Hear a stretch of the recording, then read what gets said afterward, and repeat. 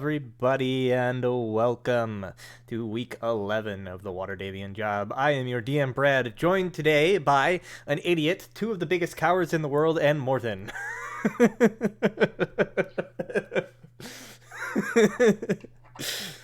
Oh, man. We had some fun playing Project Winter just before the stream, and, well...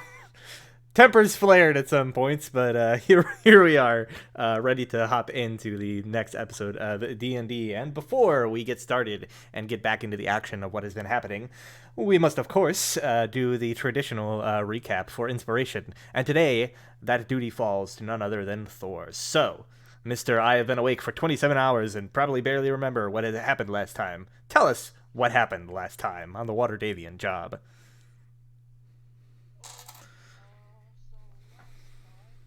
We had returned to the tavern after being some meeting. Yeah, we woke up after a long rest. So that was the second long rest. I had missed the session before, so I had missed a long rest. And with that second long rest, Sheldrake's resurrection sickness from having been raised from the dead is finally gone. After that, apparently I was informed that we had been approached by someone from the Blackstaff Tower about a job. I'm back. Welcome back. About a job, looking into a missing apprentice of Blackstaff Tower, Constance, I believe her name was.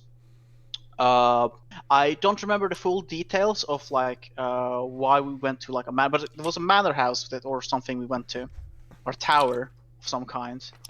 And once we were there, after investigating a little bit, it was like abandoned and such. But we said like something like scepter or something, and then suddenly like this portal opened up in the wall, and the door,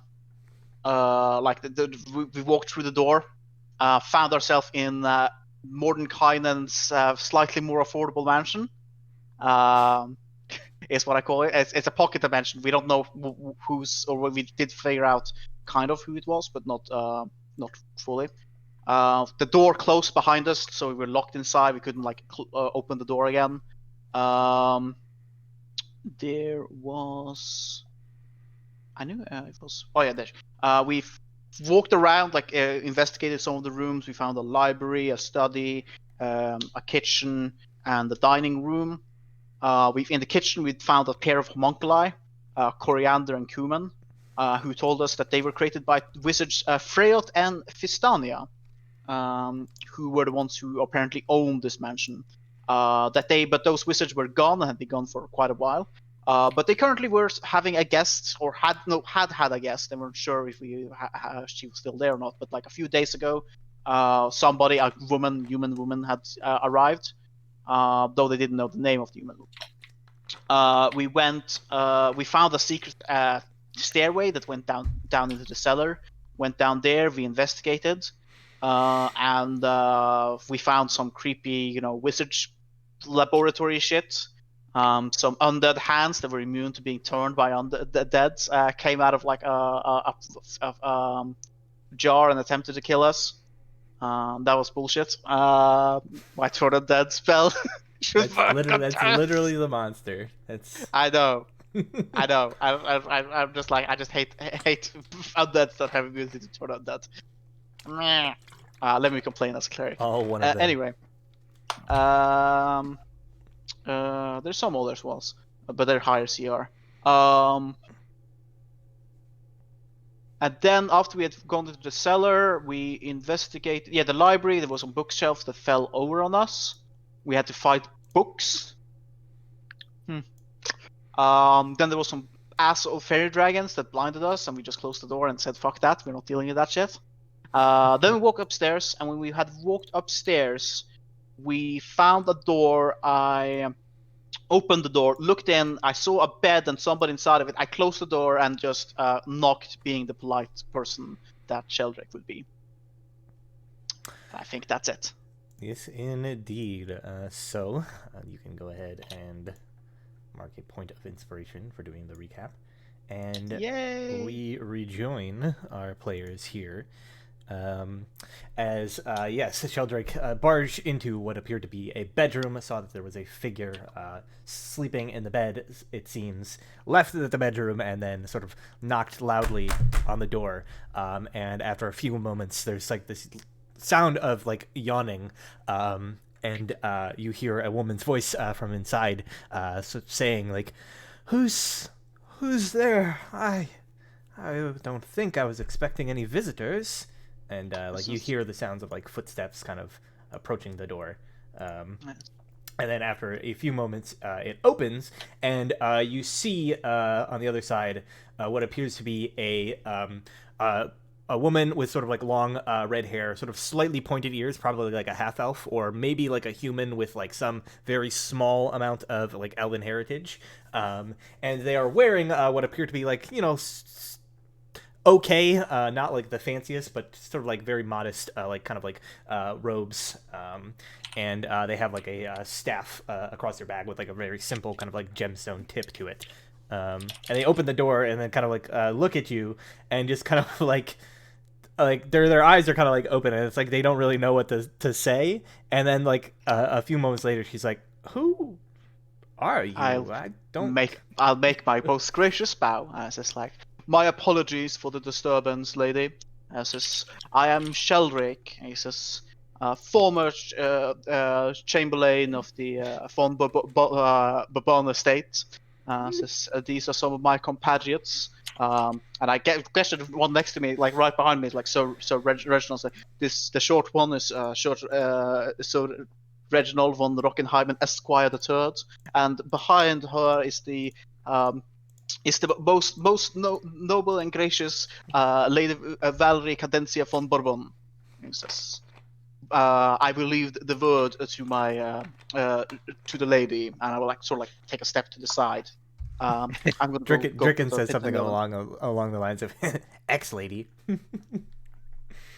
Yeah, so she says, well, far be it from me to hold a conversation through a doorway in the middle of a hallway. Why don't you all step inside where we can at least spread out a little bit? Is it supposed to be dark? It shouldn't be. There's light in the room, I think.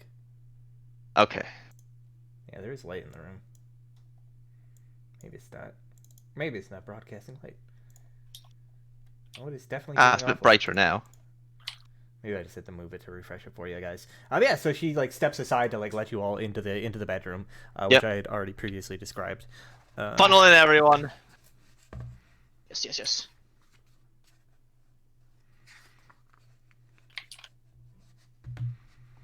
Zach, Morton. Yeah, she sort of says, well, you've introduced yourselves. I am Constance. It says, to what do I owe the pleasure of this visit?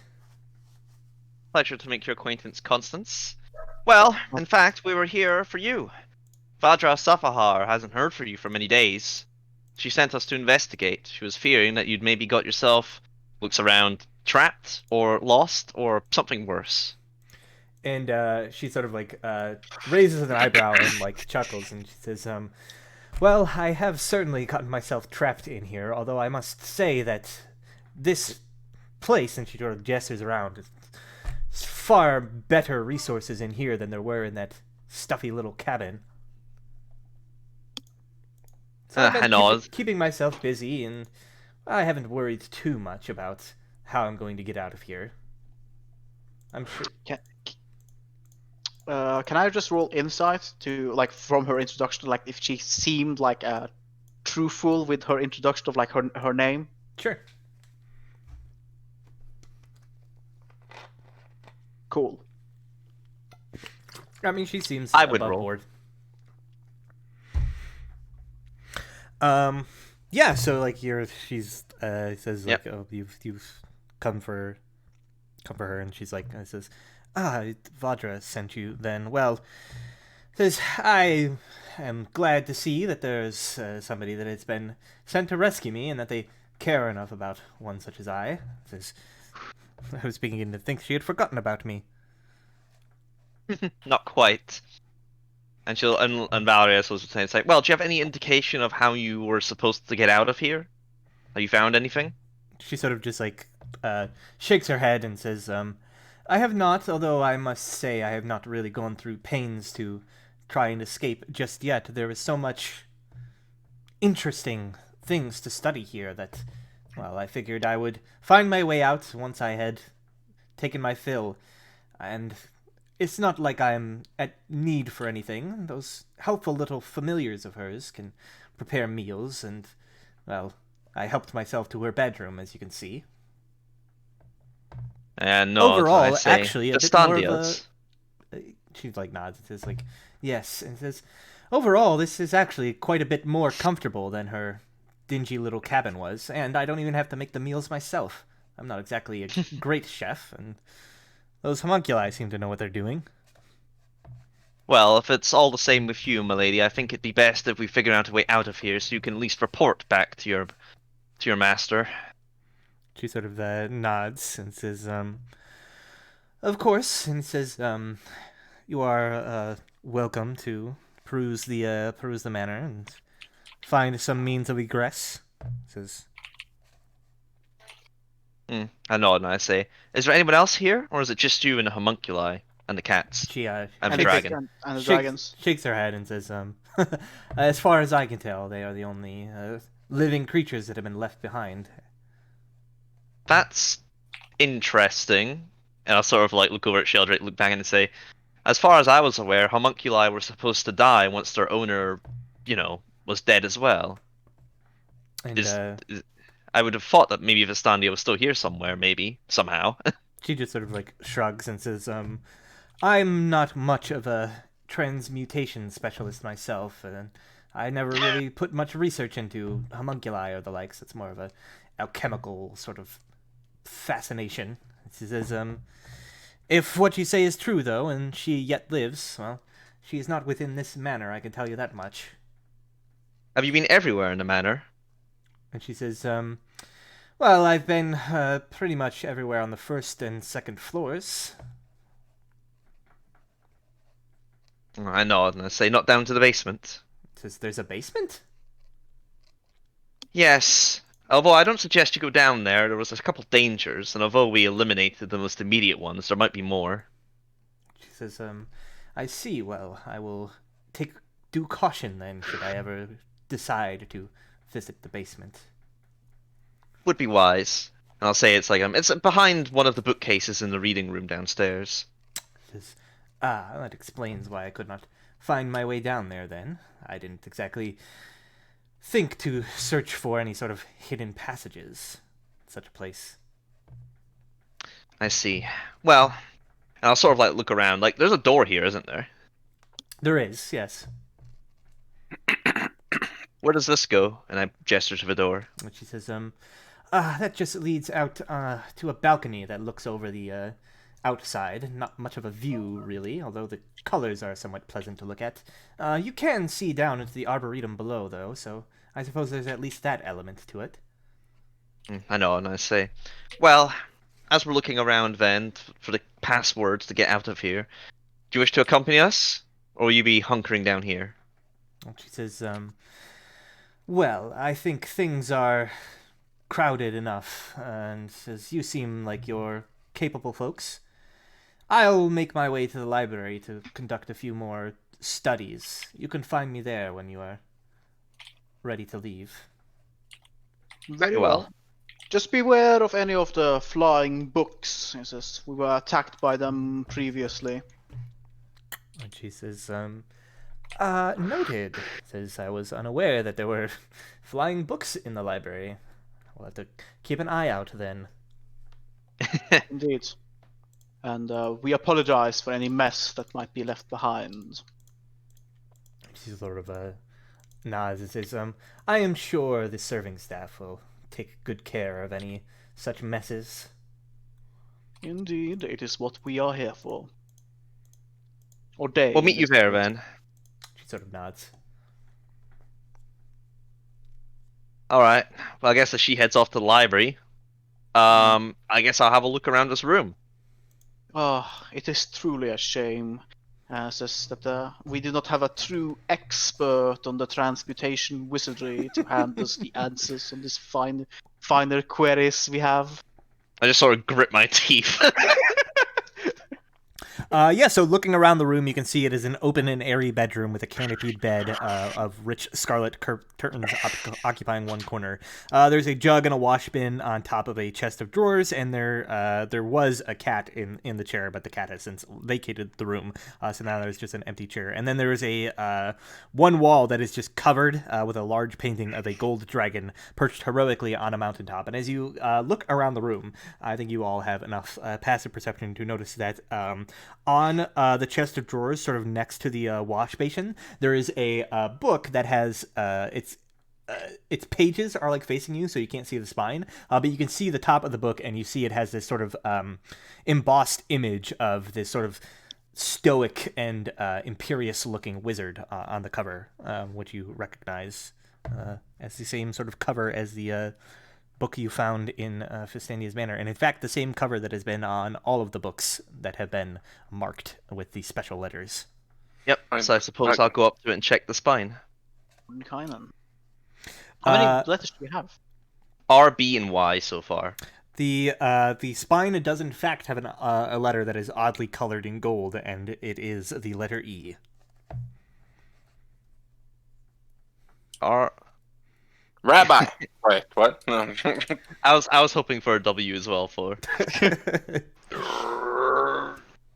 R-E-B-Y? Barry. I think we need more. I think it needs one R. Yeah, I think Barry. we need another R. Barry. Anyhow, I mean, we might just walk over to this. If we think it's Barry, we might as well walk over to the door and say Barry and test it out. no, we got more of the place to look through for. Come on, where's your sense of You adventure? can't do that. Our job isn't we to explore have- this place. My lady, we have found the person we have came here to retrieve, and if truly it should be that this is Barry, that is the indeed the password, then I will make post haste. He says, and I will walk down to the door. Wait up! All right, yeah, you make your way down to the first floor and kind of over to the. Yep. And you all Okay, come wait. chasing after. And as I get down to the door, I will just stand before it and say loudly, Barry. Okay, you stand there. You loudly exclaim, "Barry!" There's a brief moment of pause, sort of a silence hanging in the air, before you hear a door opening, kind of like back and to your left, and then you hear this voice echoing through the hall, and like, "What was that? Are you hungry? Would you like some berries?" It's just like Yes, please. Yep. I will try the door. Well, like I'll try the door after I said that. Oh, it's still locked. It's just, Yep. all right. It is a failure. Yes, I suppose we'll need to keep looking. Brad, while I was upstairs, like the corridors did seem a bit darkened. Was that intentional? Are they darkened up there? No, like they've all got light sources up there. Well, a couple of okay. them don't. But actually, yeah, none of the hallways actually have light sources there. So yeah, it's intentional. So they are darkened. Yeah. Okay, well I suppose I'll turn to like the little homunculi that's popped its head out and says, I don't suppose one of you could provide me with a lantern that I could strap to my waist and illuminate the path upstairs, or if you could light the sconces on the wall. Rebby. And he says, we could take a look around, but I don't think we got anything like that sitting around. I mean, we don't need them. The master hasn't been here in a while. The guest doesn't seem to need it either, so, let's see what we can gather up for you. We'll find you if you find anything. Thank you. Well, should we head back upstairs? Yes, certainly. I sort of like look back at the door, like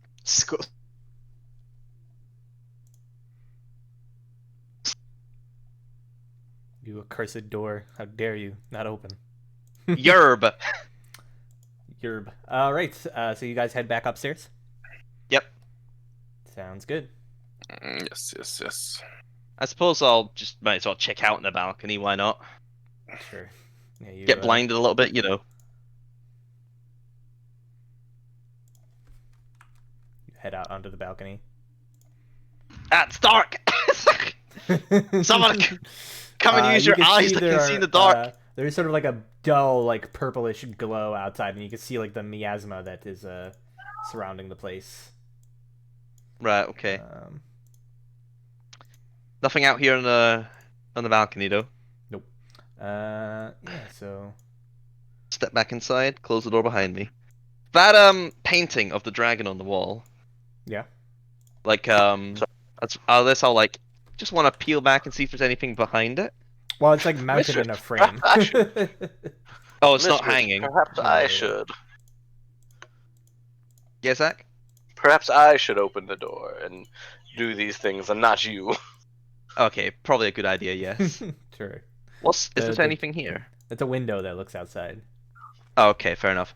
Very well. I'll like let Sir Reginald take point and go to open that door. I also noticed that Sheldrake has taken a few hits, and I'm like, do you need a patching up? I don't think he's there. Thor's there right now. Oh yeah. I will open the door, though. I assure you, my lady, I am perfectly fine. If I do need, a moment, I will let you know. Very well. He opens the Right. door. Oh. You open the door. Heading inside, you can see that most of this room is taken up by long wooden tables that are covered in glass vials and books. Cabinets with glass doors line the walls, and they contain all manner of specimens. Just below the ceiling, in the middle of the room, there are colorful globes circling around each other in an intricate dance. The far wall, you can see, is almost completely covered by a map of the night sky, with a golden sunburst in the center above a closed door.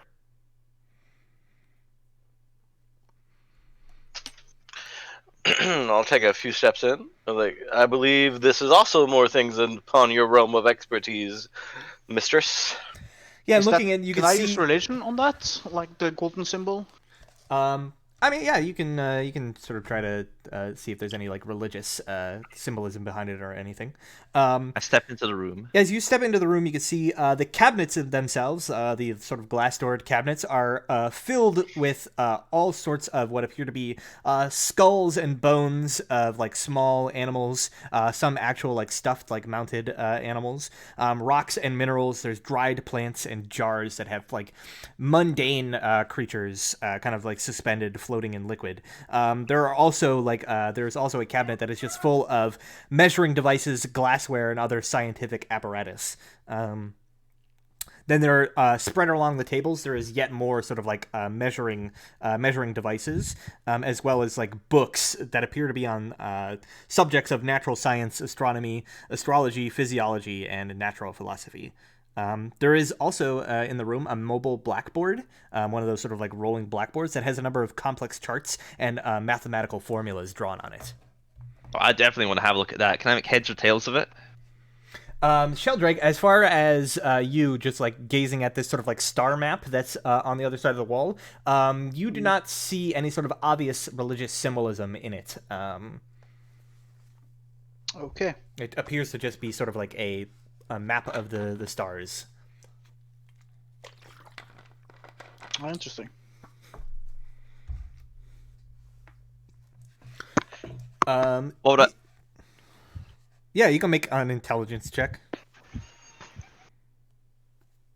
10. Oh my god. Yeah, you can't exactly make heads or tails of it. There's a lot of like formulas you don't recognize, strange like alchemical symbols that you're not familiar with. Can Sir Reginald make a roll? I mean, you have like no chance of figuring that out. I don't think. Oh, really? I mean, just based Can on your knowledge and background, like, no, don't Well- don't roll unless I say you can roll, because I don't think Reginald has any chance of Damn. recognizing it. Can I roll? Can I roll? Because I know if there's anything animal based. Because I know a lot about Animal Kingdom, but that's about it. I mean, you might be able to roll to like identify what sort of like animals are in the cabinets and stuff, but you're not going to be able to figure out what these formulas or anything mean. Okay. That animals are. Unless there's something we're wondering about, then the No, it animals aren't doesn't. that important. Yeah, it doesn't really seem to be anything like too particularly important. Very well. So So it's a bunch of squirrel and rat nothing. then,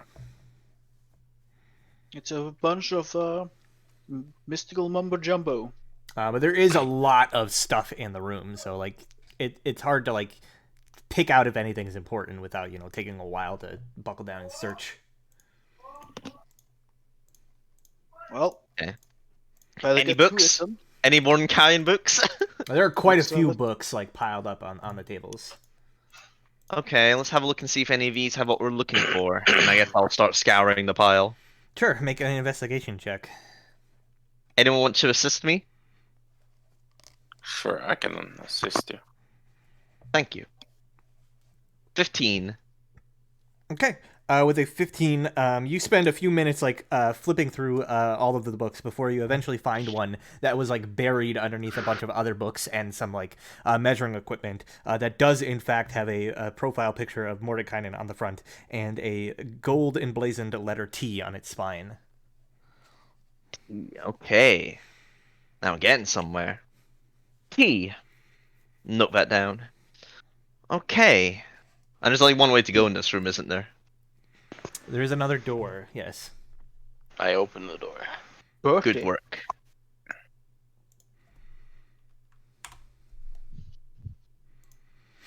All right. Looking into that door, it opens into a. So let me see. I have to make a small adjustment here.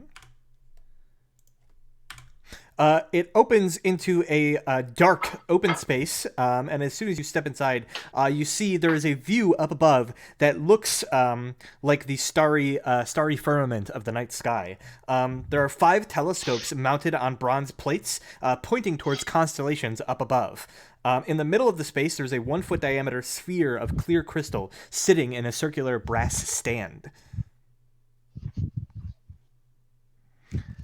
Guess I'll step in then, if Sir Reginald is. Can I like tell what this crystal is? Make an intelligence check. There we go. Oh, nat 20. It appears to be a crystal ball of some sort, perhaps a focus for a divination ritual or some sort of other magical foci. Usually such things, given your natural 20 on this, usually such things are a pinpoint for absorbing energy or like containing energy from something. This crystal appears to be some sort of magical foci, perhaps of divination school. Usually these are used to absorb energy for some purpose or another. This might be perhaps how this place maintains itself?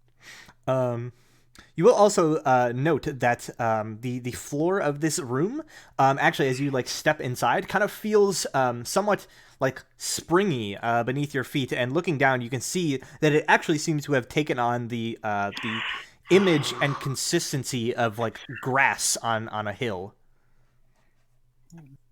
What? Very interesting. Okay, I suppose I'll look around. Don't suppose there's anything else in this room of note.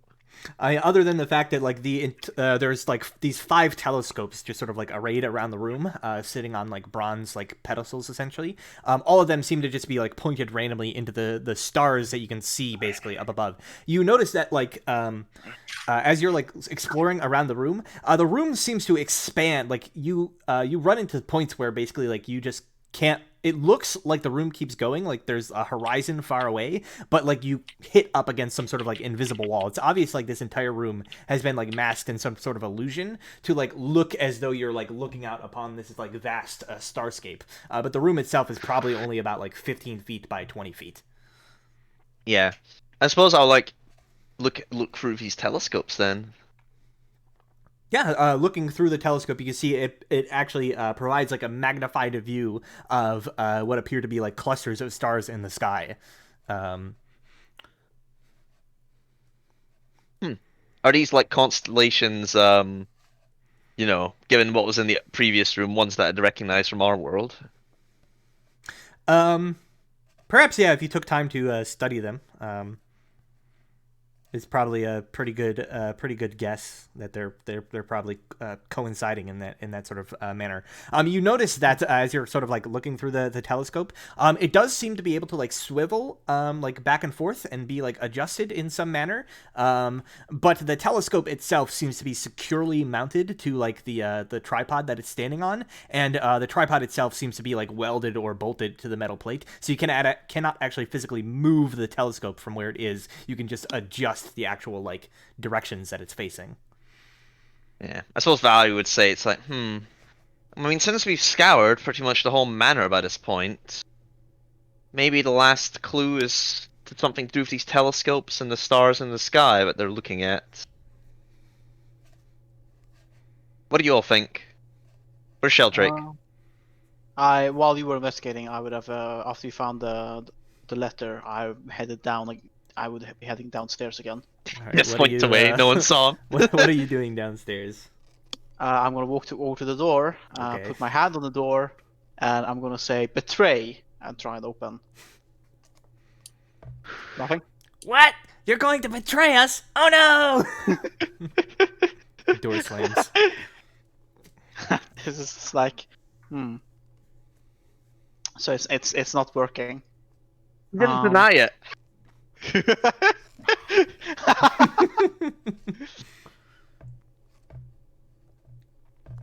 Bertie? No. Cool. It's not Bertie. I go down next to him and I say betrayer.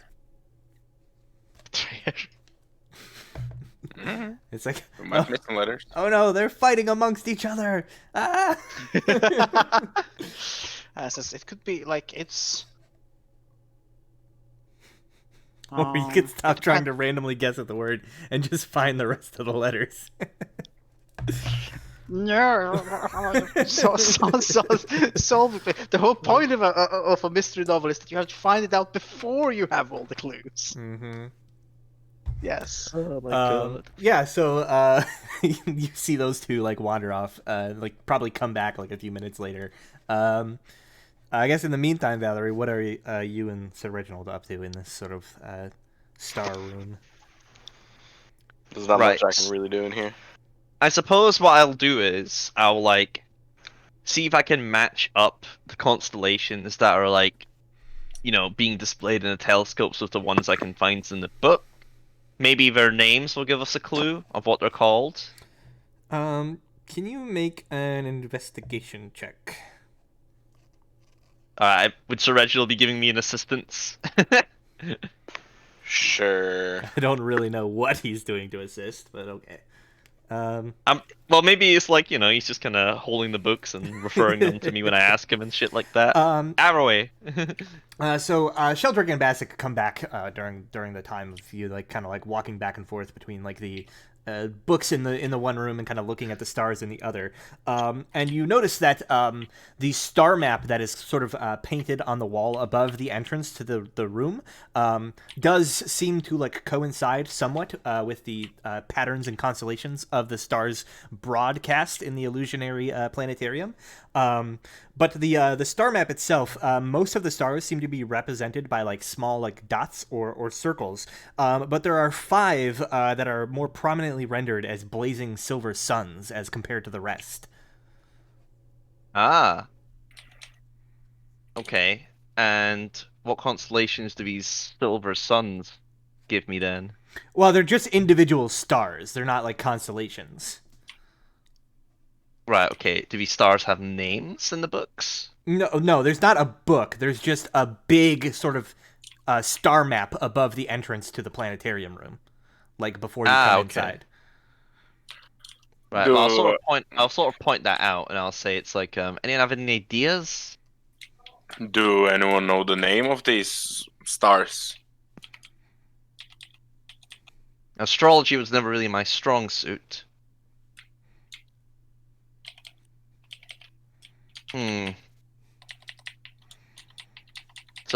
So there's a big star map on the ceiling, and some of the stars are big silver suns, and the rest are just dots. Yeah, and that's on the map that's on the wall of the other room before you enter into the room with the illusionary sort of like stars, like, and these actually look like real stars, like in the actual like illusion of it. Right. So looking through them, they look like real stars. Mm-hmm. These sort of like slightly like pulsing, kind of like little dots of light amidst a black night sky. Huh. Is there any pattern to them? As far as you can tell, the five like more prominently rendered stars don't seem to have any sort of like pattern to them. They are all spread out to like different sort of quadrants of the area, so they're not all like confined in one area. And they don't like, you like try to like connect them up. They don't really seem to like, you know, spell anything out or like make any sort of specific shape or anything of the likes. But you do note that there are 5 stars that are rendered like that, and there are 5 telescopes in the room. Yeah. I guess, are the telescopes like already pointing at those stars? If you look through the telescopes, so far as you can tell, most of them are currently set to just be gazing at what appear to be sort of like mundane, sort of dim stars. I would readjust the telescopes so they're all looking at the shining stars. Okay. So it takes a while to go through every telescope and scan for any stars that seem to like match up with the map on the side and are like sort of brighter in consistency. But after the first one that you do this, you notice like it's bright, right? You're like looking at the star and it suddenly becomes like super bright. You have to like pull back away, temporarily like blinded. But as you like pull back and kind of like step back from the telescope, you notice that coming from the viewing lens is like this small sort of like almost translucent silvery beam of light that seems to be moving from the telescope to the crystal ball in the center of the room. Ah, interesting. Well, I guess this is our next puzzle, and I suppose I'll do that for the rest of them. So you go in turn, shifting the telescopes around, taking a moment each time to kind of like find the star in the sky. And one by one, the telescopes begin emitting light towards the crystal ball in the center of the room, which begins to glow extremely brightly as the light of these stars is focused into them. And then you see that as the light collects, suddenly it refracts outwards, and like into space basically in front of it on the where the opposite wall would be, and you see what looks like a sort of translucent silvery outline of a doorway like appearing. Haha! Wonderful! Alright everyone, we have our next path. Sir Reginald, if you please. What is it, mistress? Yeah, I'll point to like the doorway that's just been revealed. After you. Ah, very well. I will open the door. Already on my way after him.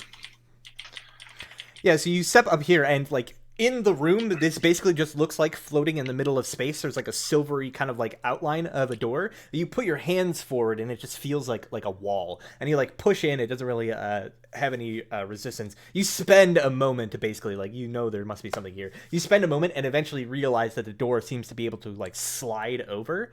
And in fact, as it does, you see the illusion like breaking and light pouring out, like bright white light pouring out from behind that interrupts the illusion as you slide this door open and you see there is a room beyond. Bright! Bright!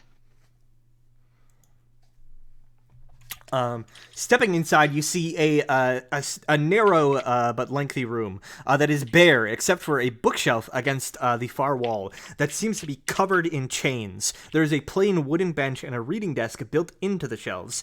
There is a book sitting on the shelf with a bust of a mage on its cover. You notice that basically like all these books that are lined up along the shelves each have like chains sort of dangling from them, kind of seemingly attached and covering the bookshelf in question. I guess I'll step in after Sir Reginald. Make my way over to the book on the desk and see if it has another letter on the binder. Okay. So, Valerie, As you approach close to the book on the desk, reaching out to sort of grab it and look to see what might be written on the spine, suddenly you hear the sound of like chains rattling and like something swinging through the air at you. I need everybody to roll initiative for me. Let's go, boys. Angry chain books. It's the demon Damn. wall. Getting good initiative again this session, apparently. Great, I'm not. Again. I have a token for this, but I will. It's just your thing, Morton, you know, it's the tradition. Just drag a Play- chicken. Playing the Dex user with no fucking Yep, initiative. that's how it goes. Okay. It does have advantage on this. Animated chained library. Chain the library, you. It is the fucking demon wall. And I believe that since none of your passive perceptions are high enough to discern, you are all surprised by the sudden animation of this library. Mine was 14. I think, yeah, you were just shy of the mark there. So it is going to make an attack against you, Valerie, as it does animate. But you basically, Sir Reginald and Sheldrake and you all have your reaction before that happens. Yamate. So if you do get hit, Reginald can take the hit for you.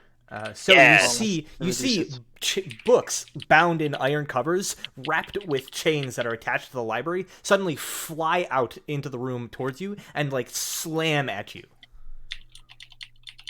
All right, come at me. Two of them. So the first one swings missing, and then the second Miss. also misses. You duck out of the way quickly, like books flying at your face all of a sudden, and then they like recoil almost and like begin kind of like floating in the air with these like chains attached. The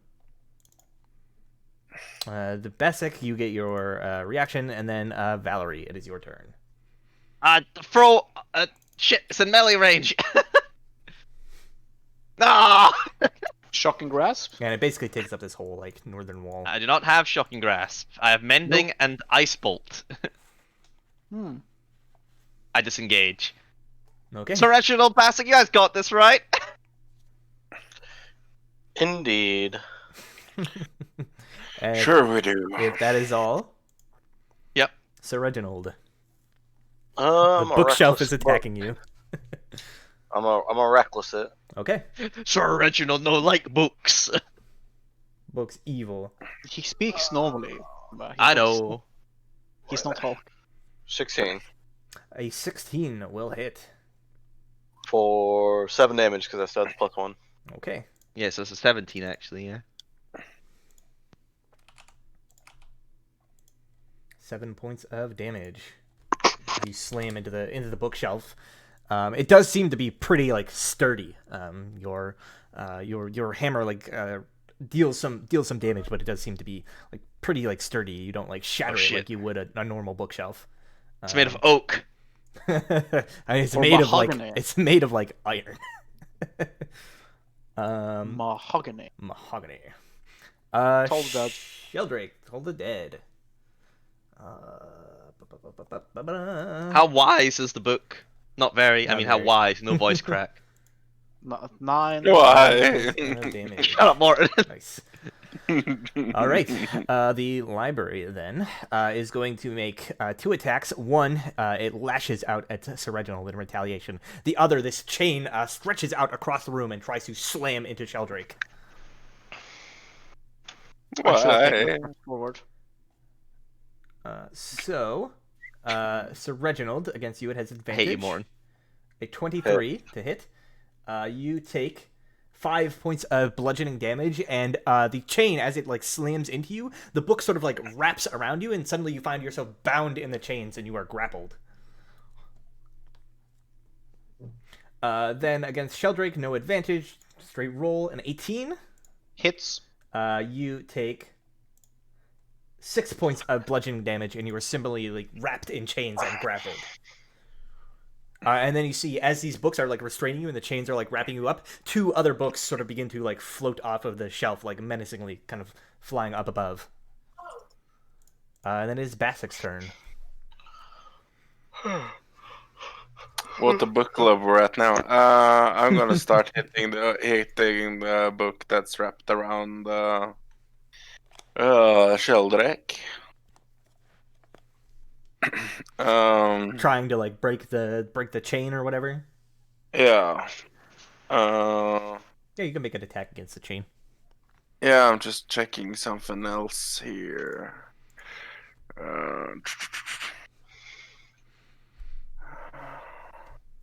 What's that weird thing I got as a favored foe? That's what it was called. Yeah, you can when you hit Yeah, decide extra to. them. Yeah, extra damage. 1d6.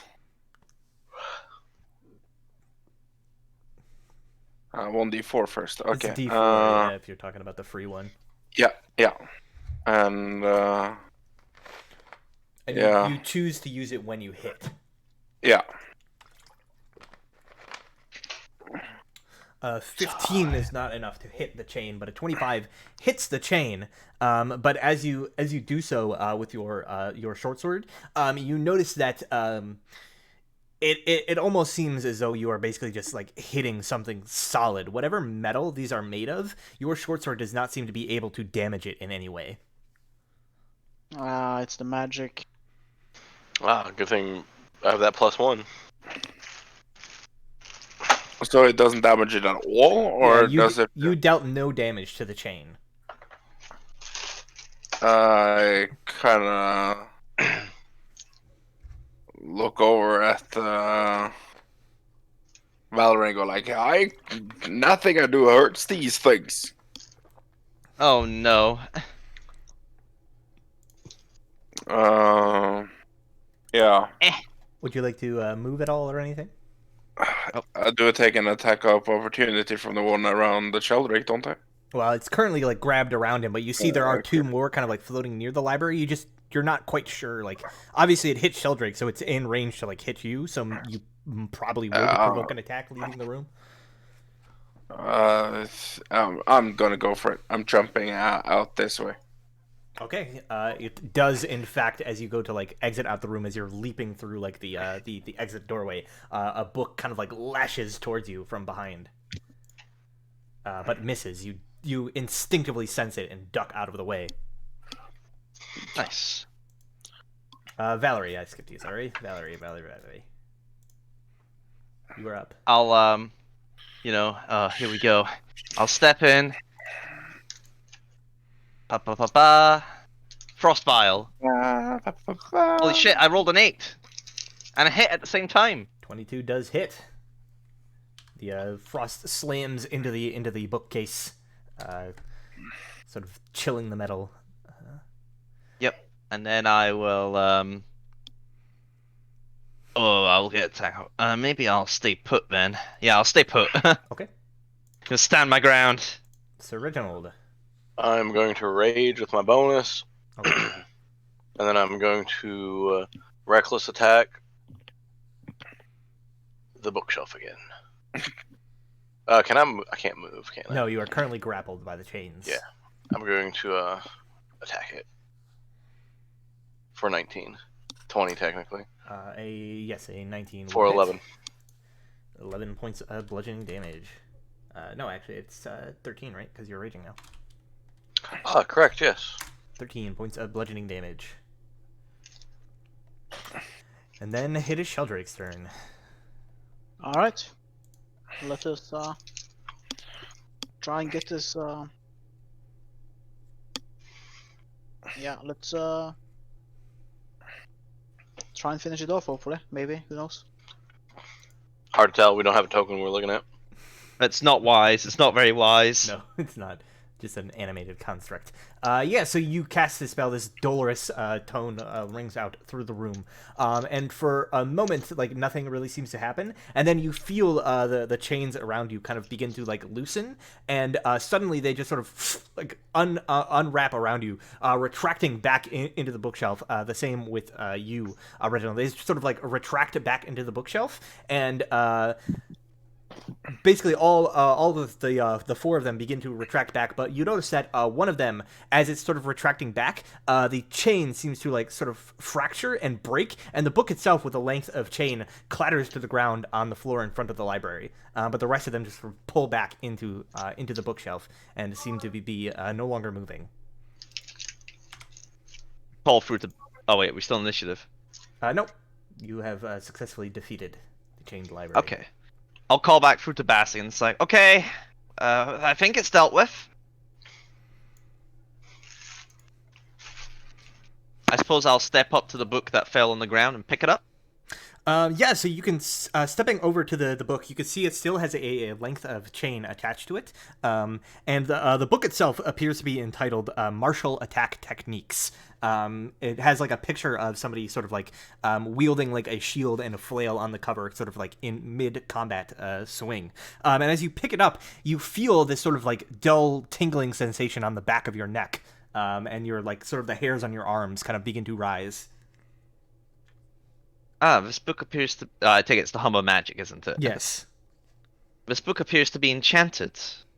I'll open it up. Oh wait, or is it still bound from the chain? It is still like bound in the chain and has like an iron cover.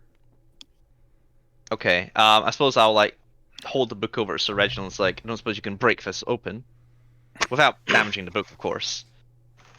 You want me to take the chain off? Yes. I thought the chain broke. It's still like covering the The chain book, though, so I can't right. open it. yeah, the chain that connected the book to the library like fractured in half, but there's still like a length of chain like attached to the book itself. And there Can seems to be you some sort of unwind clasp. it, or does it need to be broken? You can, but the book is still like held sealed by like a locking latch mechanism, basically. Oh, can I break it? You can try. What is it? Strength? I'm not going to make you roll because you can't succeed. Yeah. Your Can't do it. even with the magical enchantment of your weapon, it does not seem to be able to damage the outer structure of this book. Oh, hand it back. Tried my best. Can't do it. Well, Vadra did say that she wanted us to recover any information regarding how this place was made, so and I like hold it up and the only magical book I found, perhaps this is it. And I'll put it in my satchel. Anyway, I suppose I'll make my way over to the book that was on the desk that I was going to initially. Does it have a golden thing on it? It does, in fact. It has a golden embossed letter L. L. Alright. Well, I suppose, like, I'll look at the rest of the books on this bookshelf, like, what is all these books? So you notice that these books all seem to be quite old. Many of them are like first edition copies. They are books on sciences, arcana, and alchemy, as well as planar lore and summoning, all of which appear to be exceedingly rare. But they are all still attached to this bookshelf by chains, which seem to have some sort of magical enchantment upon them and cannot be. Despite your best efforts, you cannot free or break any further chains. All these books appear to be very rare and enchanted. I guess this was the hidden library. Well, we have another letter. Any ideas if this spells a word? RBYETL. I'm not good at anagrams, Liberty. guys. Well, Gabriel, there's no I in it either. I that does spell a word. It's just those letter could spell a word, but I'm not sure Sheldrake would know it. Liberty, did you say, Zach? Well, no, it doesn't have an I. LIBERTY. Yeah, missing an I, but it could be Liberty. If it's like if it's adding more like letters to it, it could be a lot of things. But with just those letters, it could be like trebly. But I don't think Sheldrake would know that word because I had to look up the definition of that word. Trebly. What does that word even mean? It's music related. Having the highest part, voice or range. Probably trebly. Like the Hey, treble. my character knows the hurdy-gurdy. I think maybe she'd know. Yeah, I suppose Valerie would like think about it for a second and be like, it could be trebly.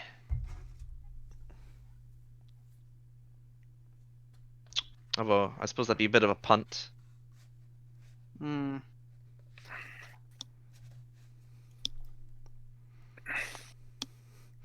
Liberty. Well, There Well, is at least one room of the manor you have not been in. is there? I thought we explored everywhere.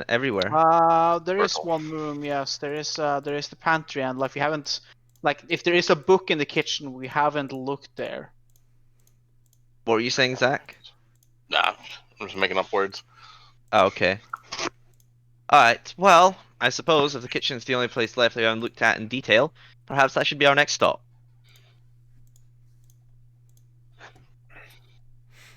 Okay. If there's an eye in that pantry, I'm gonna throw those fucking gremlins at it.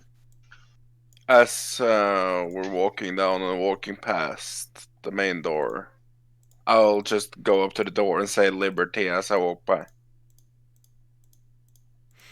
Okay. You say that. Nothing seems to happen. Trebly? Nothing. Okay. Alright, into the kitchen we go, I suppose. Maybe it's betrayal, but we've tried betrayal. No, Damn, we tried Thor. betray and betrayed. Just got a whole fucking pizza, my man. Damn, dude. Damn, He dude. didn't even cut it. Oh man, I respect that. Thor's like, I ain't washing no knife. You kidding me? Usually those round pizzas, I just roll them together and just eat them like a burrito. Yeah. Alright, into Yeah, the so kitchen you then. enter back into the kitchen, and as you enter in, you see there are a number of cats in here, sort of like sleeping around the feeding bowls in the corner. And Coriander and Cumin sort of like seem to have like steak knives in their hand, and they're just like, "Get back, betrayers!" What are you talking about? And he says, "We overheard you talking about betrayal, betraying us or each other or something." I turn to Sheldrake. I kind of say like I shrug. we tried to say that to the door earlier to magic word get out. Yes, we're not. I look at him like we were literally trying out words to open the door out of here. We're not betraying anyone. Just sort of look at each other a little bit like suspiciously, and then they sort of like put the knives down. It's like, well, if you say so. Right. Do you have any books in here? Some recipe books. I Where? sort of gesture to like a couple of books on like a little shelf. I look at them, Brad. They are recipe books. Damn. Ah, nothing here. Mind if I check the pantry? You can go ahead, but I mean, you'll find plenty of food stuff and the likes in there, but you're not gonna find any books. At least I don't think so. I open the pantry. All right, you open the pantry. Looking inside, you can see that it is a pantry. I look around. Any books? There are sacks of flour, vegetables, preserved meats, and other household staples. Many of the dry goods needed to sustain a household and prepare meals. Any hidden doors or trap doors? Nothing so far as you can see. Have you been out in this door? Valerie went out through there. Yes, we were out The in those balcony. balcony. There is one room we only looked into and didn't go in. Yeah, Dining room. dining room. Yeah. And this room actually, if I don't remember wrong, this one with all the saddles and stuff. I will go in there where the animal things were. Alright. He goes and does that. I suppose as I come out and I see. This room here was like a training room with like training dummies and like a bunch of Yeah. scorch marks and stuff on the floor. And He just walked through the door. I'm gonna go like look around and see if I find some books or anything, clues or something in here. Okay. I mean, you don't even have to like the room is basically bare except for the training dummy and like the weapon racks on the wall. Unless the books are like hidden under the floorboards or something, there is no books in that room. Oh yeah, then I'll just keep following down to the dining hall, I guess. Down here? What the? Yeah. As they're going off and doing that, and I come back and I'm like, where does all this food come from? How do you not run out? And they sort of shrug and says, it magically replenishes itself, I suppose. It says we go into the pantry and whatever we need is there. I look at him like, oh, that's convenient. Should have had that at the inn. Yeah, that'd be very convenient. I suppose I'd say to the little gremlins as well. I'm like, are there? And he says, are there any books in this place that you've, I don't know, tidied away or have gotten lost over the years that you might know where they are? And they just sort of like both shake their heads immediately and says, no, the master made specific instructions not to touch any of her books. Especially the ones that have the letters on the spine.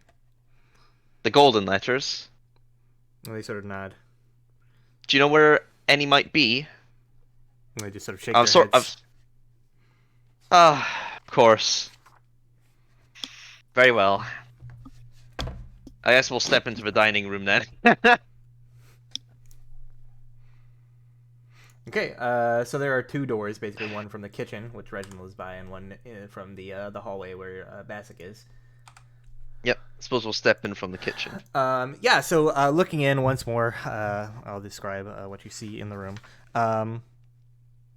There is a large window that basically forms the entirety of one wall that looks into the sort of arboretum and the planted beds of vegetables and kind of like shrubs and the likes. There is a crystal chandelier hanging above a table made of dark wood. 6 matching wooden chairs that have like scarlet cushions and sort of like arms that like armrests that kind of like are solid, like not see-through. And there's a 7th chair sitting alone in the far corner. As you like enter into the room. Reginald, from the angle that you're entering in from, you would notice that the chair at the head of the table here, there is a book lying on the cushion, sort of like sitting in the chair, that currently has its sort of like arm and back face towards the window, so you could not see it from that side. There's a book down this way, mistress. I'll go over and grab the book. Okay.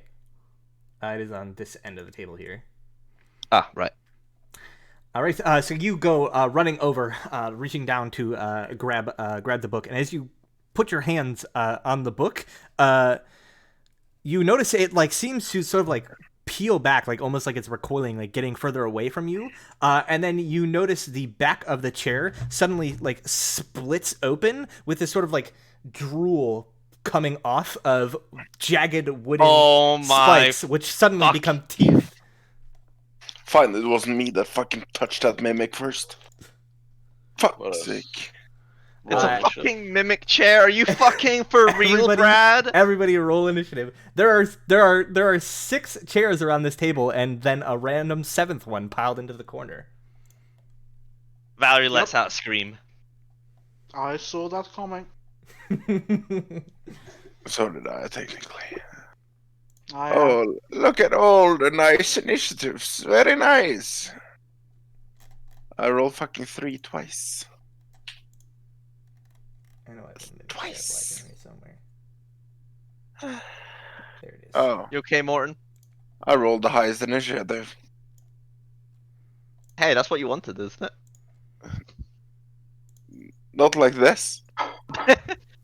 This isn't how I wanted it to be. This is not the way it was supposed to go. So the mimic goes first. Obviously. And it is going to attempt to bite you, Valerie. No, please. Is this a surprise round, or? I will say it is not.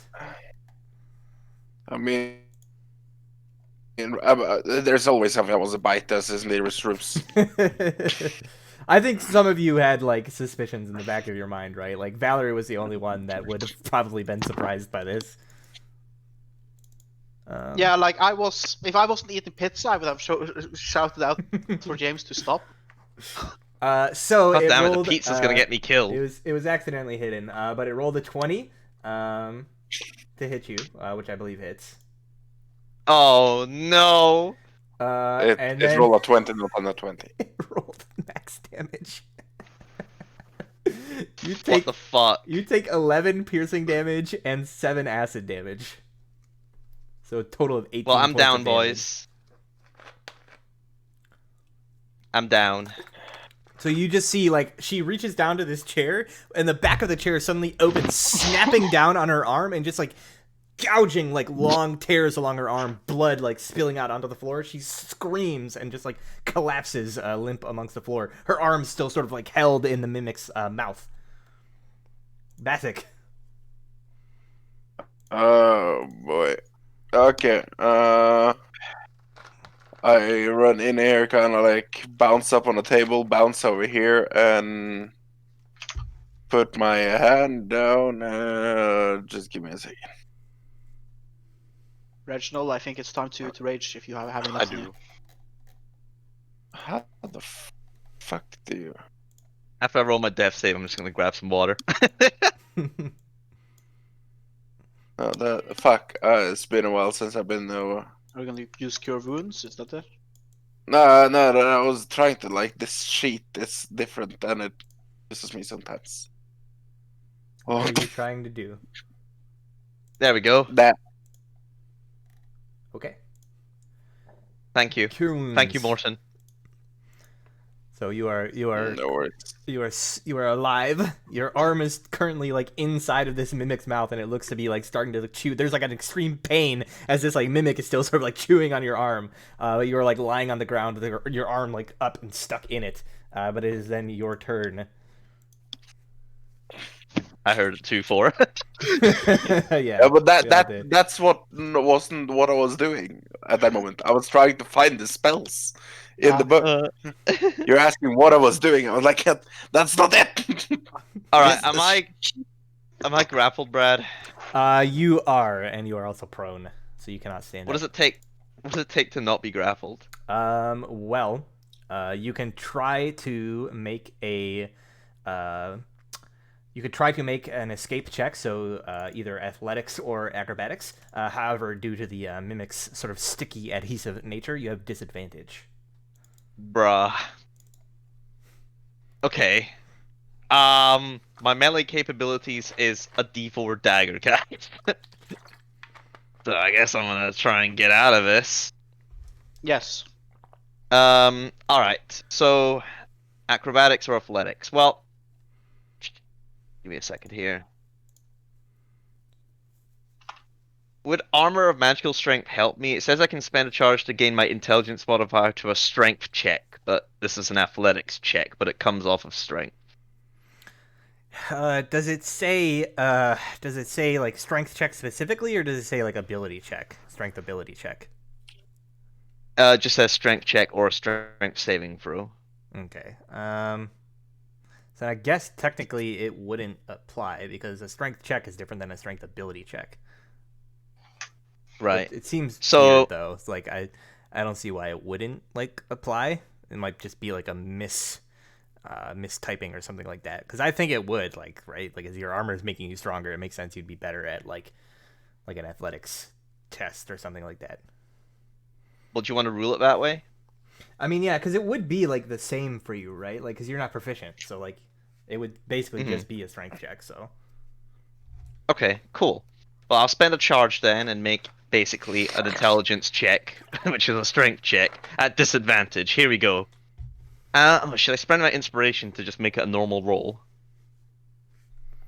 I think I got to. Otherwise I might just die here. I'm gonna use my inspiration, Brad. I'm gonna make it a straight up roll. okay. Oh my That is god! unfortunately not enough. You go Roll to a pull your arm back and like away, and you're like slipping a little bit, but suddenly it like clamps down on your arm, and the sudden shock of pain basically like freezes you in place, and you are unable to like muster up the strength to free yourself. Ah! Help me! Sheldrake.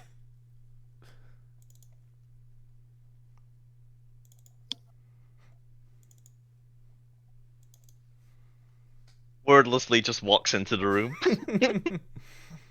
Silently carrying pizza, muted.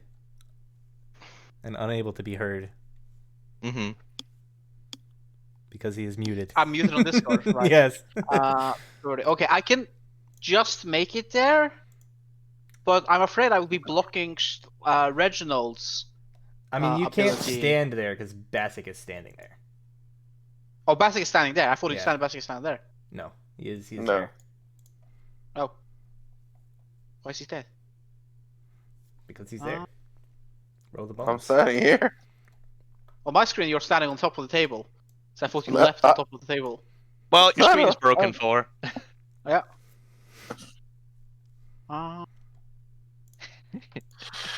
Well, in that case, Reginald, like, let's see, if he moved 10, yeah, he can get into range of that. Well done. Better that he's got. Okay, I'm just gonna stand over here for now Okay.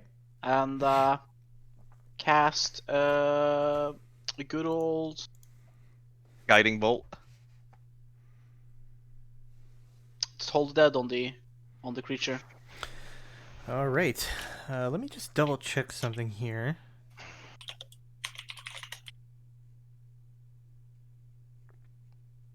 BRB. The language of this is funny, but I don't want to call this. I mean, it is okay. Roll your D12. Toll the Dead.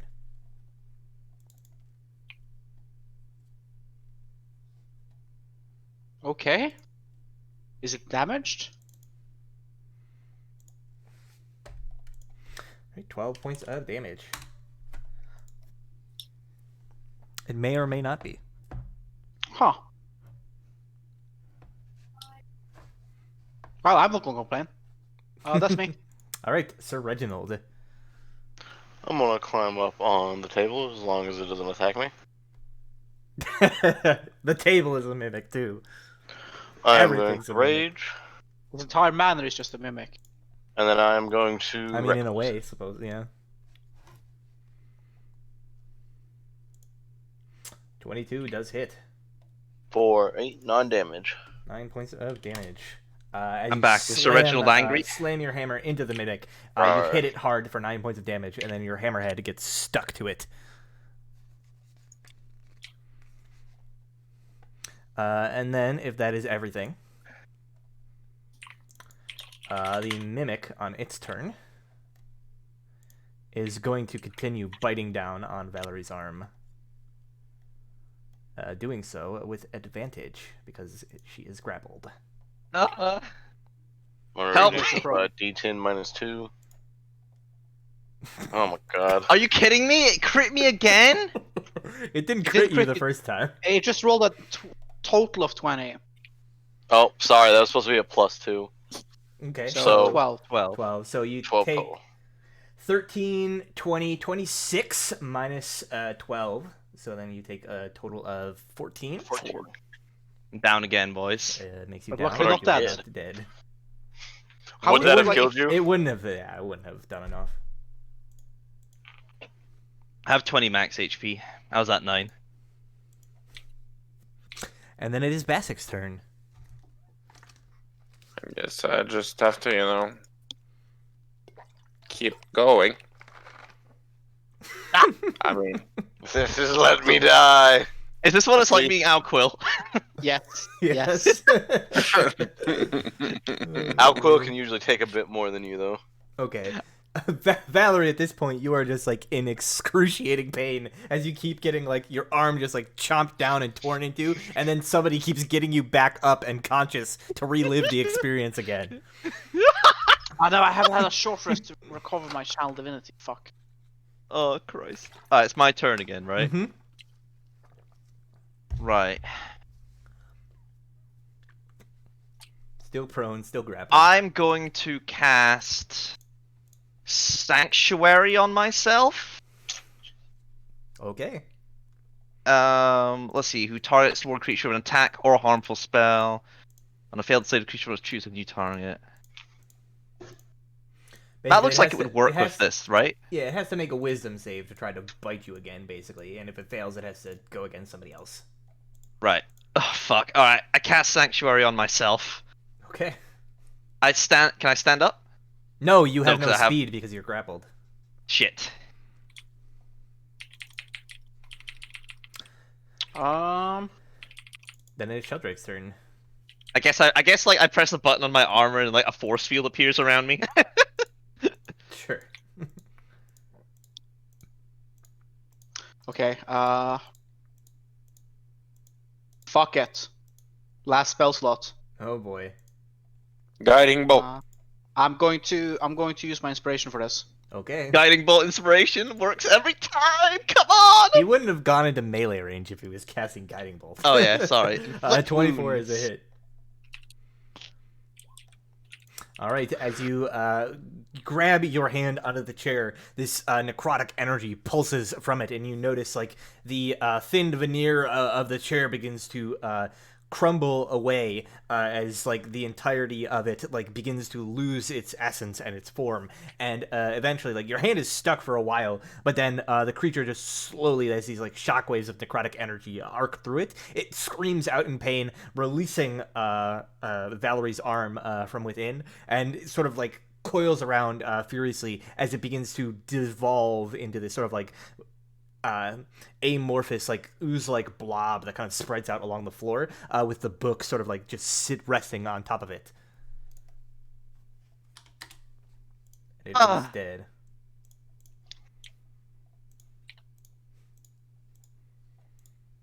Thank God. I look down at I help her up, and I kind of like, sorry that I kept pulling you back from, but, It's better than being dead. Yeah, Just kind of shaking a little bit with the shock. I'll run over to Valerie and like check. Is like, my lady, are you all right? Not particularly, but I'll survive. I suppose I'll pick up the book, Brad. All right, you pick up the book. Are you carrying it with you now? Mm-hmm. Okay. This one has a gold embossed letter I. Yeah. Alright, Hey, so I've Liberty. got all 6 books now, and it spells Liberty. liberty, yeah. Well, you've seen all 6 books, but you don't have them. Oh. Did I not say? Oh shit, maybe I didn't. Fuck. Some of them you just looked at, yeah. Whoopsie daisy. Well, you know what? I think Valerie, We would after have what been just attacked by happened, a will lot say... more mimics if we got them. Alright, I think Valerie will say, it's like, well, looks like we now have a word, liberty. So, I guess you'll kind of look at look at the table, look how hurt she is, look back at the little homunculi over there, and it's like, how would y'all feel about maybe taking a breather here while I patch up my arm? I imagine Coriander and the other one can maybe make us lunch. more like breakfast, but yes. Yes. Well, with all the like kitchen. investigating you've been doing, sort of like searching around the rooms, it is probably about like lunchtime at this point. Yeah. Yeah. I'll probably shout through to like the kitchen. And it's like, hey, do you think you two could make us lunch? And he says, oh yes, of course, we would love to. Any requests in particular? I gave him a list. Here are all of Valerie's dietary restrictions. You know, no peanuts, no gluten. I'll say, Bastic, thanks for always remembering my usuals. Yeah, so they will get to work preparing a meal. If you want to just hang around, slide over the real chair back into its place. Yeah. I won't sit in it though. I'll sit over here. I guess we'll take a short rest then. Said, Yes. vaguely recalling the empty bottle that was in the specimen If we need, like, I'm gonna go and collect the each of the, like, while they're fixing up the dinner, I'm gonna go and collect the books we didn't bring with us. Yeah, sure. So you like walk around and basically like collect all the other books up. Yeah. And I believe there should be 7 of them. Yep. The thing is, I'm just waiting for Bassic to like, he's sitting at the table and he's like, you know what? No, and he goes into the kitchen. It's like, no, you're doing this wrong. You're doing this. Just move over. I'll do it. All right, so I assume you are all taking a short rest at this point then. Yeah. You are able to successfully complete the short rest. And Sheldrick, you were able to completely gather up all of the books. So you now have all 7 of them like arrayed on the table in front of you. As you're sort of relaxing in the dining hall. Wait, I add my con modifier, don't I, to my hit die Yes. rolls? Yeah. I'm at 6 HP now, boys. Up from 2. Nice. Wish I could give you a hand, but I spent all my spell slots. Ditto. And if you would like, you can also, seeing as you can identify items during the short rest, you can identify the strange book that you had found. Yes, please, I will do so. So this book, which is called, again, Martial Attack Techniques, appears to have a sort of like magical enchantment upon it that allows it to strike with more efficiency and functions as a +1 flail. This book on a chain counts as a +1 flail. Yes. Fucking get knowledged. I sort of relay this to everyone. It's like, I mean, it's not the most dignified of weapons, but it will help against anything that's resistant to non-magical attacks. I mean, it looks kind of cool. It's just slapping people with a book. It's just like it seems like a teacher's weapon. I suppose it does, doesn't it? Remember when you used to teach me sometimes? Monka. Yes. Goes quiet. Monka S. Well, Also- I am proficient in the use of a flail, but like I'm not sure if I'm the best person to. Yeah, I suppose I'll look over to, like, Sir Reginald and Bassic. It's like, would one of you prefer it? I can always magically enchant the other. I'll look at it and go like, me. Do you know Flail. how to use flails? If you're No. proficient in martial weapons, you Martial. can use a flail. I mean, I could technically use it. Do you want to but, stick with your swords? like, that's more my mumbo jumbo, yeah. I'll take it then, and then you can So change the it's a thing back to his. It's a one-handed martial weapon that deals a D8 of bludgeoning damage. But it's You have a magical. shield, Sir Reginald? It's a +1 flail. What about my what? Do you have do you use a shield? Because like if it's one-handed, you could like shield up the other arm. Yes, I do use shield. I've always used a shield. Okay, I always thought you were two-handing your warhammer. Never mind. Nope. But yeah, okay.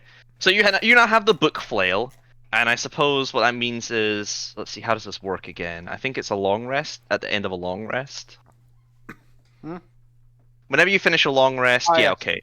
So I'll infuse Bassic's weapons at the end of my next long rest. Is how or that's one gonna of work. them more correctly.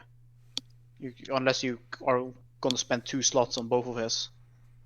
I'll so it's probably a give +1 flail. a +1 It is flail. a Yeah. +1 It's a +1 flail that flail. is called Martial Attack Techniques. Martial the name attack of the books. techniques. Is the name of the book. That is such a fucking cool weapon. I suppose, yes, I'll probably either enchant one of Bassic's swords or his bow. Depends what he wants. Sure, but that'll have to wait till tomorrow. Yeah, obviously. Was it martial attack? Martial Techniques. Attack Techniques.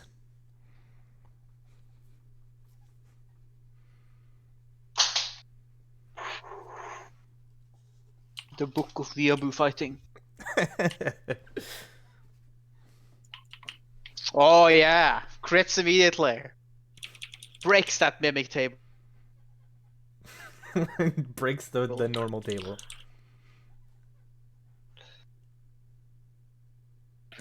Left We the laughed. table, I left. laughed. The bartender laughed. The table laughed. We killed the knife. Why do you bring time. weapons into Yeah, the tavern? Because of mimics. All right, yeah. So after the you bartender left, we left, the table left. after you'd all finish your table. short Good rest time. and eaten a meal, I am back to full HP. Mhm. what would you like to Convenient do? how we're going dungeoneering at the same place where people making us food. Convenient. Hey, this is the best. Yeah. This is way better than Blue Alley. I want to hear disses. Oh Christ! It's All right. Well, almost like after this the is long a rest, lower then. level adventure.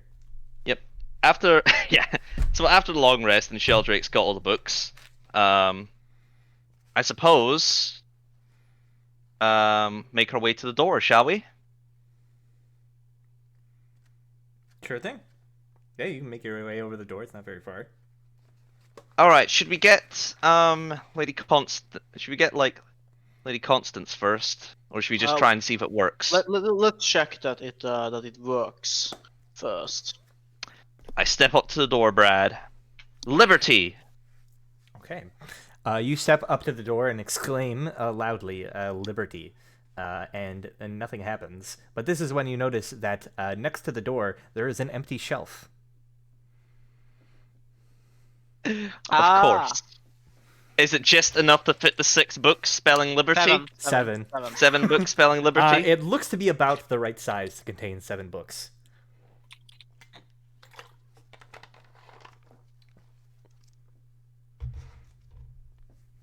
Hello. Spell it out. So it goes lagged out like a little bit there. B-E-I-R. B-R-I-R-L-O. So I assume you're placing the books on the shelf to spell out the word. Yep. All right, you do so. Nothing happens. Nothing happens yet. Then I say liberty. All right. This time, as you exclaim "Liberty," you see the 2 doors slowly sort of creak open, and there is a silvery sort of mist in the midst of them. Aha! Sheldrake, would you fetch the lady? Yes, of course. And I'll walk over to their library, and if the door is closed, I'll knock on it. The door is not closed. It is open. All right, I'll look inside and I'll knock on the door that's open. Okay.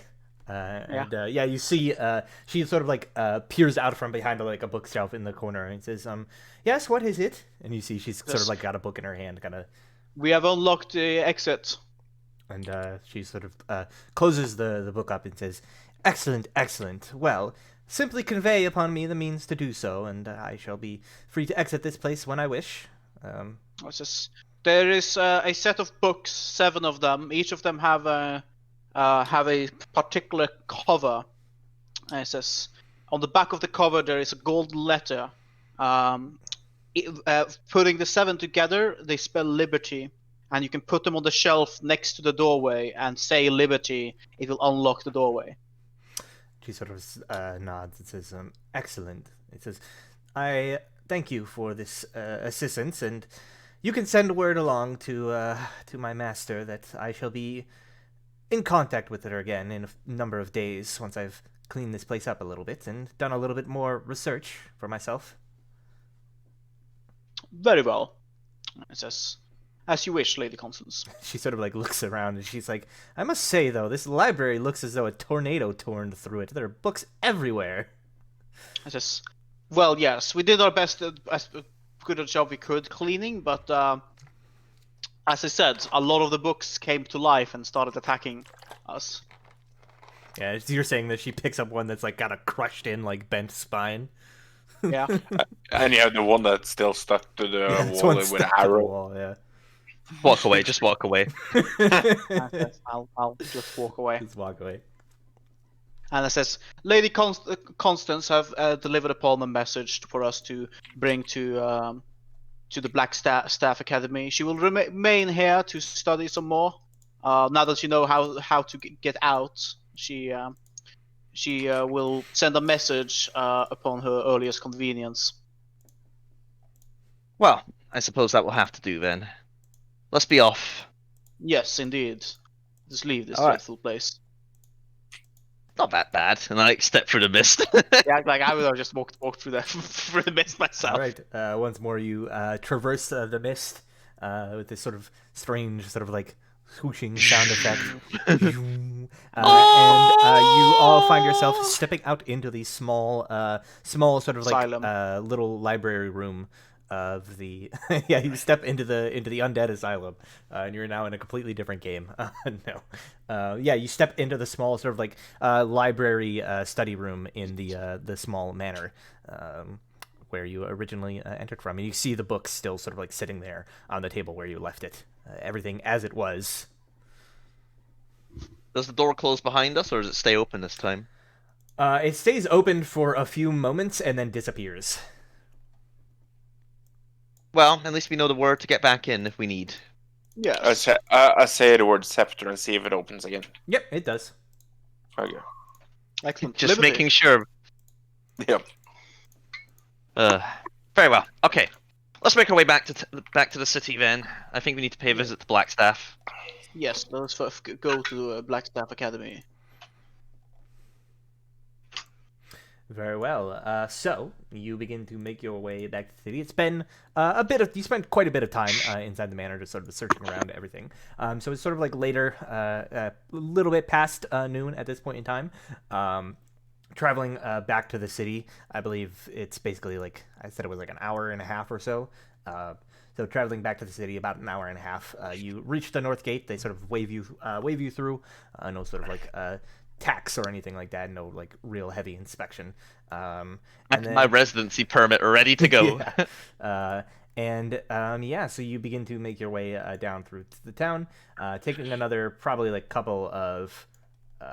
It maybe takes like an hour or so to like navigate through the streets of the city before you make your way to the Blackstaff Tower, or at least in front of it, and you could see this sort of short-looking black stone tower amidst the base of a cliff, with this sort of like wrought iron like fence gate around it, and these large sort of like imposing double iron gates that are currently closed. You see there's like a little kind of like mailbox to one side. I have a feeling I've been here a few times in my life, thanks to a certain somebody. Maybe. Yeah. So like, are we just able to go in, or do we have to like knock, or what do we do here? Well, as you approach the gates, you hear like a little sort of like ding ding ding ding ding ding, kind of like a noise that seems to echo from like nowhere, and then Reginald, are you ringing that bell again? Yes. I imagine Sheldrick would be quite used to this. And the gates begin to sort of creak open, and you can see that the door at the front of the tower similarly sort of like opens. Oh, cool. In we go. All right, so you step through and into the first level of the tower, and you can see as you enter in, it is much larger inside than it appeared outside. You enter into what appears to be this sort of like grand entrance hall, almost, with like a reception deck and a desk and a number of like sort of waiting and seating areas with sort of shelves stocked sort of floor to ceiling with books, a number of different entrances and exits around the room, and you see people busily bustling across, whether there's somebody sort of sitting there at the desk, and as you enter in, she says, state your business, if you would, please. She says, Of course, I'm Valerie Cadencia von Bourbon. These are my retainers. We're here to report back for a job that the Blackstaff contracted us for regarding her apprentice Constantine. Or was it? Sorry, Constance, wasn't it? yes. Yeah, her apprentice Constance. And she says, of course, we were expecting you. She says, a moment, and she sort of like places like a couple of like fingers up to her head. Her brow kind of like furrows a bit, and there's like a bit of time that passes, and then she says, the Blackstaff will see you shortly. Please take a seat. Thank you. I'll I take a sit seat. down and go like, retainers, huh? Last time I checked, we're more your friends right now. And it Don't just says, worry about- "Oh, what was that for?" Do not worry about it. Well, sorry, it's just years of habit and all. Indeed. I'm gonna kill her. Sheldrick sounds so annoyed. That's just me being tired. Oh, okay. Like I am like literally just wagging back and forth to keep myself awake. Maybe you would Incredible. be more awake if you weren't such a coward. No, so you wait for a few moments. It's not long. You wait for like a few minutes before you hear the receptionist speak up again. She says, Vajra Safar will see you now. Simply step through that door, and she gestures to a door, and you see it opens up, and there's this sort of like swirling, sort of like blue and purple kind of like field inside. It says, it will convey you to her office. Very well. And I'll step through the door. Right, stepping through the door, there's a brief, like, momentary sinking in your stomach as you are sort of displaced through space.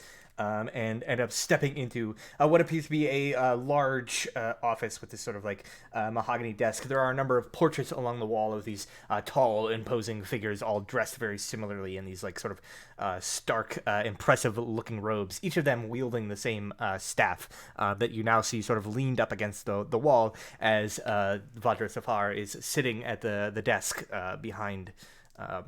On the opposite side there, as you all pour into the room, I assume, and are standing there. And she says, you have news of my apprentice, then?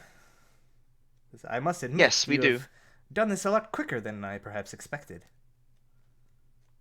And Valerie just says, well, we like to work efficiently when we can. She says, excellent. There are a few of my apprentices who could learn something of that from you. Yes, well, on to that then, shall we? Says, well, as you suspected, yes, it appears that Constance did indeed end up getting stuck inside the pocket dimension, so to speak of. She managed to find her way in, but wasn't able to find her way out, though luckily we have managed to deduce the way to do so. She is fine. She appears to have spent the past few days merely enjoying herself in there and studying where she can. After we found the way out, we informed her of how to do so. She said you should be expecting to hear from her in a few days. She sort of nods and says, I shall take your word for it. She says, it is good to hear that she is in good health and hasn't gotten herself mixed up in anything too absurd. For the record, Sheldrick says, if you should, for some reason, not hear from her within a few days, the command for entering into the pocket dimension is the words scepter. You just stand in the cabin of the whatever the name of library? That fucking building. Library, yes, whatever the fucking name of that place was. You stand there and you say scepter, and a door will appear. Once inside, the door will lock. To unlock the door and leave, you need to find 7 books with and he would describe what the covers look like, and it's like and says they have 7, each of them having a golden letter on the back of it, which will spell out the word liberty. Over at the entrance area, there is a bookshelf. You can arrange the books in order to unlock the door. You have to say the word as well after you've put it in place. She sort of nods and says, well, that would explain why it was quite difficult for people to find it. And she says, excellent. I will perhaps even have to investigate myself. I am sure Festandia had a number of valuable tomes in her possession. Oh yes, and I'll sort of describe the hidden doorway behind the astrology room and mention how there were so many first edition books and stuff like that, and say must be worth a fortune. She sort of nods, and yeah, I mean Reginald probably has one of the books on him. Just tuck it behind you. Tuck behind or whatever. And she says, well. Says, it is good to see that you have completed this job successfully, as promised. And she sort of reaches beneath the desk before pulling out what appears to be a large sack of coins, and then she also sets aside what appears to be sort of this cloth that is folded over something. Your payment, 500 gold coins, and we managed to find something a little bit extra to send your way that we figure you might be able to find some use for. All right, 100 gold each. Or are we okay? We'll split it up 5 ways. Yeah. All right. So, what's in the sack? What's in the cloth then? Folding it open, you see what appear to be 2 small stones that are carved to vaguely resemble ears. And as you sort of are looking at them, she says, these stones come in handy for when your group should be split up or have to communicate across large distances. Once per day, you can use them to send a message to the holder of the other stone. Ah. And do they also get to reply? Of course, but there is a limit. This can only be done so many times. And I believe you basically get like one message each. So like you can send, they can reply as per the spell, and then they could send and you could reply as per the spell, and that's kind of it. Do they like go away, or do they need to recharge? No, they basically They like recharge. it's a charge thing. Like it just Okay. They recharge at dawn. once every day at dawn or whatever. Perfect. Okay, so we'll take this that's very much appreciated. Thank you. There was one more thing about the manor that I feel like I should mention. Let's see here. I'm gonna say while we're in there, we came across 2 homunculi. Apparently, one was made by Vistandia, and the other was made by. Freyot. That's the one. Thank you, Freyot. And as according to my understanding of things, when a wizard was to die, their homunculi would also disappear, but they still seem to be there, maintaining the manor as if nothing was amiss. We didn't find any clues as to whether Vistandia or Freyot were still there. Didn't look like they were, but she says, I guess if the homunculi are there, they might still be out there somewhere. She sort of nods and says, well, that is certainly interesting information, although I have no mind to go chasing after somebody who most likely doesn't want to be followed or found. It's good to know that she's still alive out there somewhere, continuing her research. Mm-hmm. I'm not going to say, well, just thought I'd mention it to you. Thank you again. If you have any need of any other, if you need our services again, you know where to find us. And she sort of nods and says, you have, of course, more than lived up to the reputation that preceded you from Rainier. Says, I'll be sure to thank him for directing me to your services, and should I need anything in the future, I will have you on the top of my list on who to contact. We're climbing up in the world, boys. Question, like, out of character, like, because Valerie was, would we know, or would any of us like be aware of why Valerie went to Icewind Dale that time, and that fact that she like failed in actually doing her job? You mean Alexei? You know, Alexei. Alexei, yeah. Fuck's sake! I hate you guys so much. I am tired. I mean, I'm sure like Sheldrake kind of like knows everything that goes on around the house, so he probably like had heard about it, and her travails. I don't know. Who would Alexei tell James? Probably everyone. Yeah. Ah, indeed. I have a mission, guys. It's basically how it would go. You're not gonna believe it. I'm gonna go do this. And then she would come back there like the spring after and be like, I did all of these things. I was like, did you retrieve the staff that you set out to, my lady? Blink. What? Yes. So, and like, I assure you. So I would say like that, like to the backstaff, like as we're sitting here, it's like, if there should be need for any more services, I assure you that we are quite a lot more capable of staying focused and be expedient than what perhaps your impression would be of the One Bourbon family from another unmentioned source.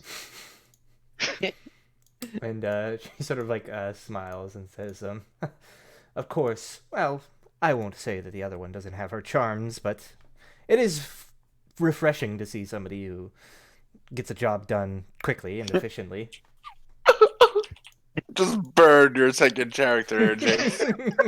Valerie is grinning at this. And she says, if there is no further business, I have set the portal to drop you off outside of the tower. Says you need only step through, and she gestures to the door behind you, which again sort of like opens, and you see this sort of swirling like portal within.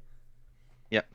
So as I'll like say, well, good day to you then, Honorable Blackstaff, and I'll step out. All right. Good day to you, and I'll follow.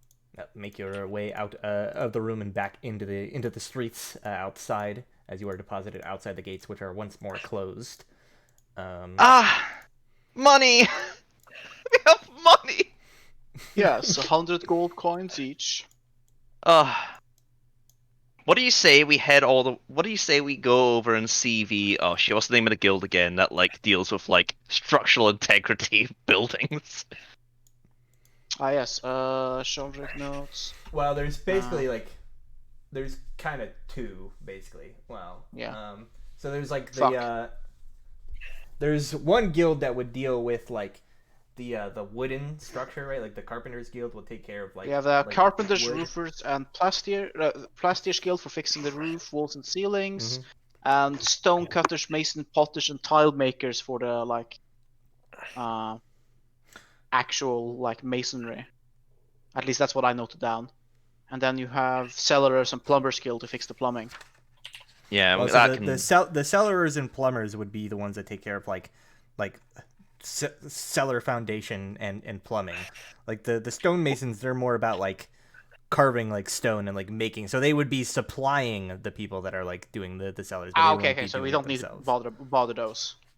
Well, the issue at the moment seems to be the roof and the fact that the structural integrity of the building is questionable at best. So, would the roofers guild take care of like the wooden support beams and the flooring and stuff?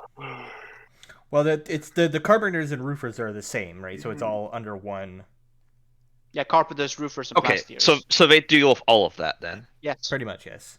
Okay. The only thing though Yeah. is that if you go to them to fix that first, if there are any foundational issues, Visual, like because we're gonna have to tear out the flooring and such in the bottom to fix the foundation.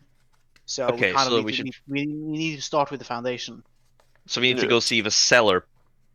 Yes. You also need to work your way from the bottom on up. Yes, you can't start from Okay. top bottom because then What's the name of it? it's cellars and plumbers guild. I'll say yeah, I'll say you could also like work with them to like then later come in and like fix the plumbing once everything's like taken care of as far as like the building itself. Yeah. Mhm. What do you say we all make our way to the cellarist and plumbing guild and see about getting the structural integrity of the manor up to a more acceptable rate, and then go visit the carpenters? Indeed. That sounds like a sound idea, my lady. You sound almost surprised, Sheldrake. No.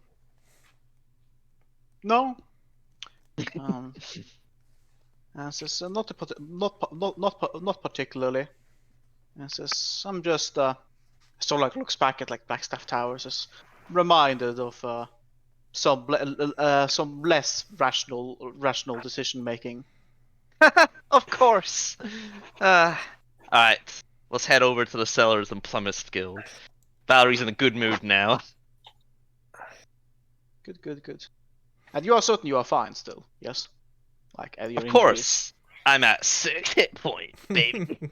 I mean, there's like gouges on her arm, like deep like gouges on her arm that are kind of like are scarified almost, and like blood kind of still like covering her arm. They've been bandaged up, I imagine, Probably, a little bit. We need to clean that up first. Oh, yeah, okay. Just clean it up quickly and then we'll head over to the next meeting. Alright. And that's where we're ending it, or? Still have an hour left. I mean, we could Is it still now like left? do like the setup. and Oh stuff right, like yeah, that, because fuck, we've changed the daylight saving times. We still have. Yes. We started. Yes. I'm sorry. I'm with you. Mm-hmm.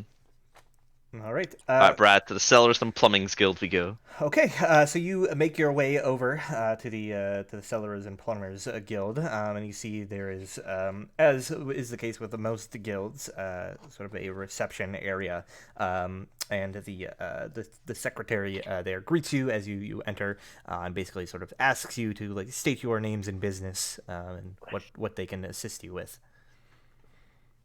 I'll say I'm Valerie Cadencia von Bourbon. These are my friends. We're here to contract the guild in order to do some structural work on our building, Trollskull Manor. Sort of nods and says, very well, one moment. And she says, I will send word to the guild representative to come meet with you in a moment. She says, you are free to take a seat. Take a seat. All right. And once more, you are sort of waiting in a waiting room, as you seem to do quite often these days. Uh, I sort of look to the guys and I'm like, maybe we should bring things when we have to go to waiting rooms. Make the waits like more productive. Books are generally a good way. You don't want to bring anything too, well, something that would make you seem unprofessional. True. All right. Yeah. So you're waiting for a moment before you see the door behind the reception sort of like opens, and this rather stout, kind of like average height, but very like well built, kind of like big, kind of like burly armed dwarf enters into the room. You can see he has sort of like a sort of full kind of like beard that's like braided into two separate kind of like tails almost that come off, and he just sort of looks around and kind of like gestures to the lot of you and says, "Valerie, come with me." I'll step up and say, right away.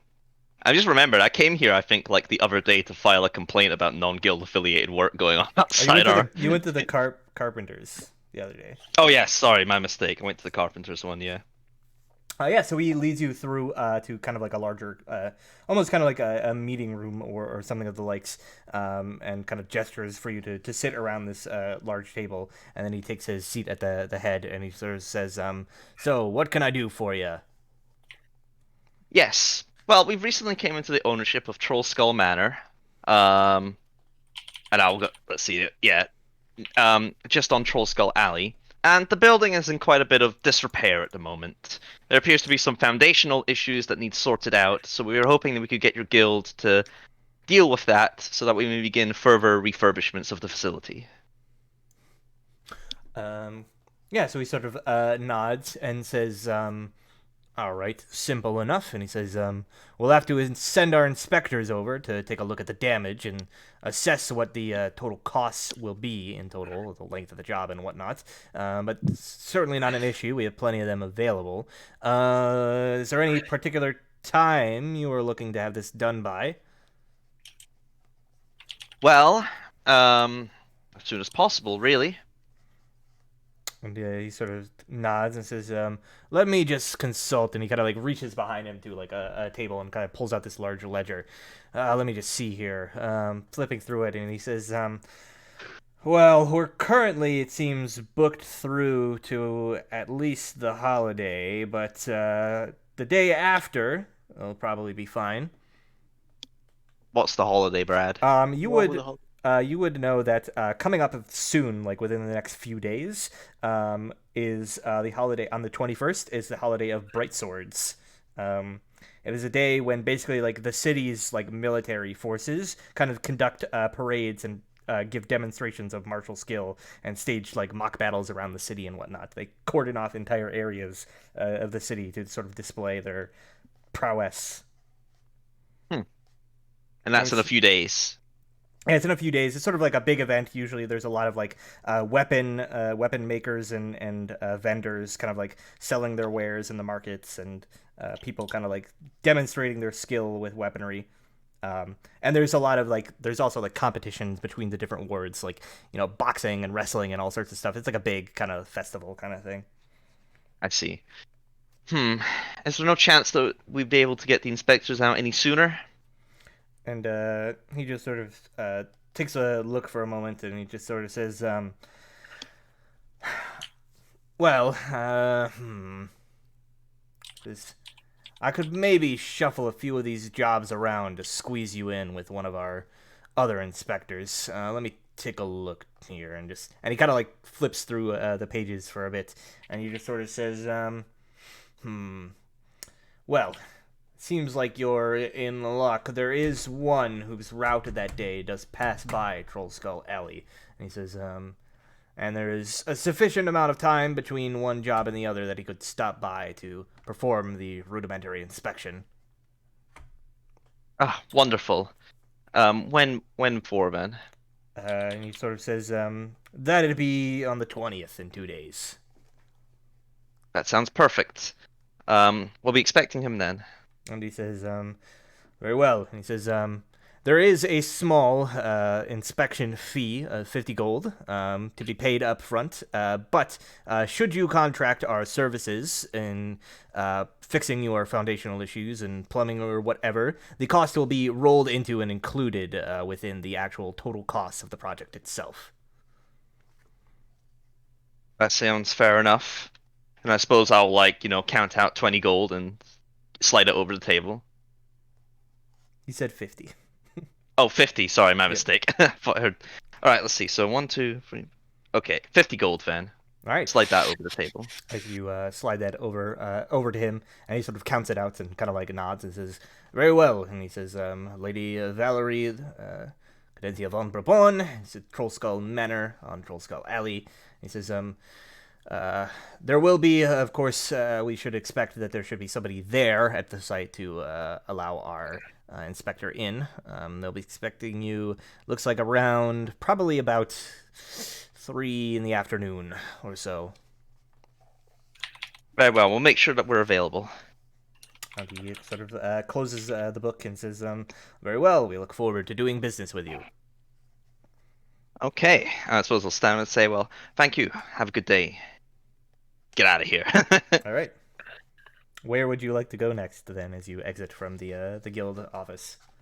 Yes. So I suppose as we step out like that, we kind of look around. It's like, is there anything else that we could do?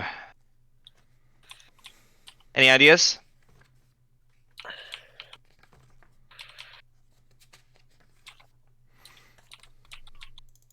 I'm just looking at her like, I have nothing I need to do.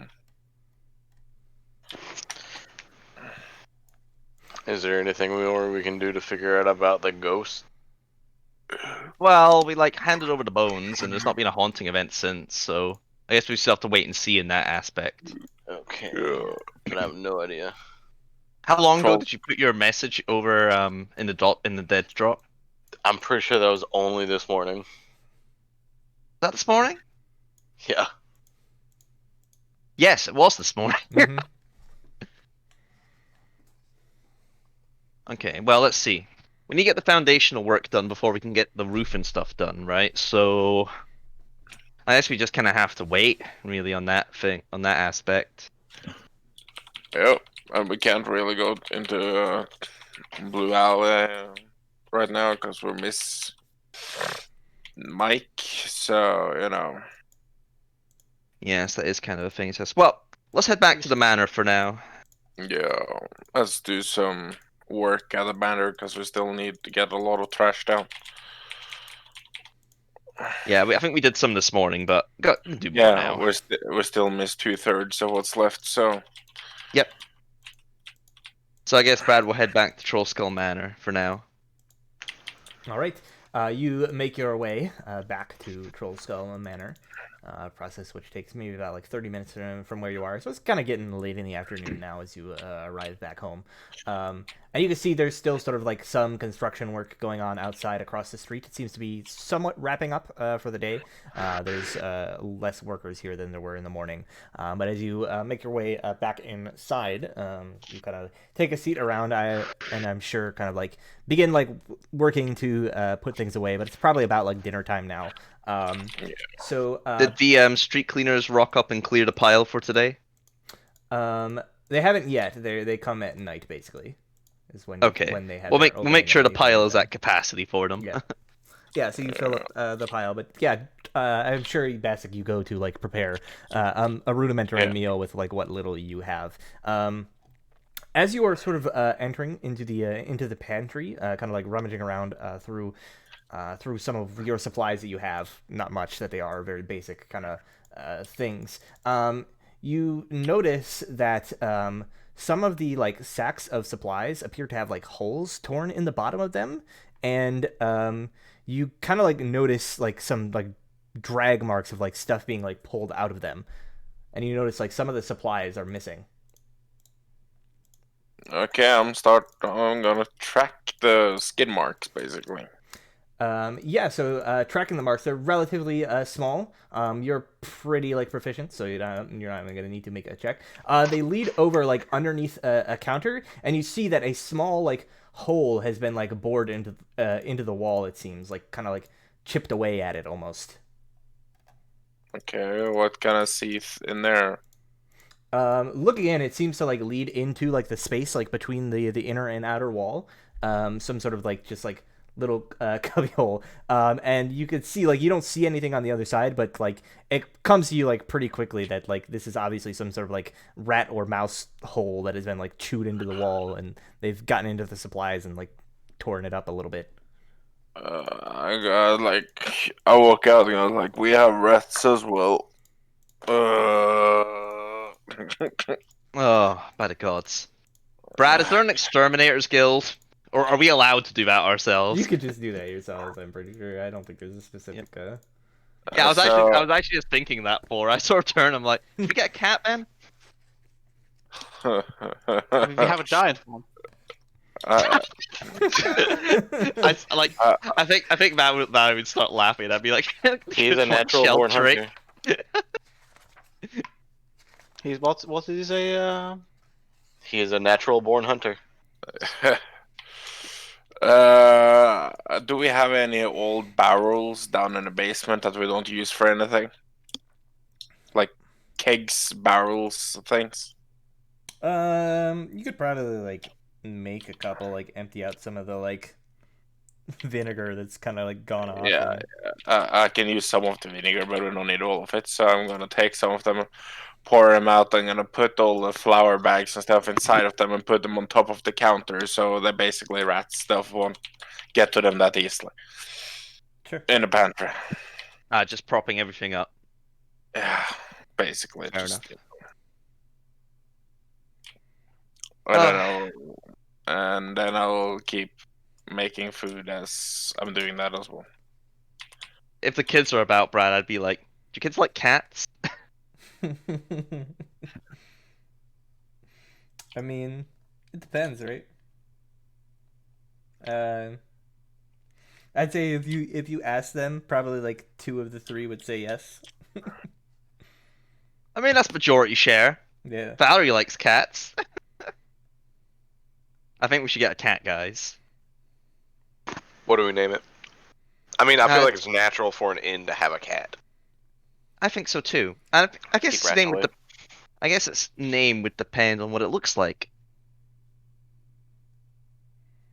We Are should there name any it animal Trolley. breeders around here? Oh yeah, there's definitely like, you know, pet shops. Brad, are there or any whatever. animal breeders? Yeah, there's probably like Alright. like pet Is shops. there or time? Is something there of the still likes. time in the day? I mean, probably at this point they'd be closed. Like it's almost nighttime at this point. Damn. Alright, tomorrow we go get a cat, guys. One? Let's get several. Several? We don't need that many cats. Maybe get 2 cats. Sheldrake can train them. I just laugh at the irony. Do I look like I have animal handling skills?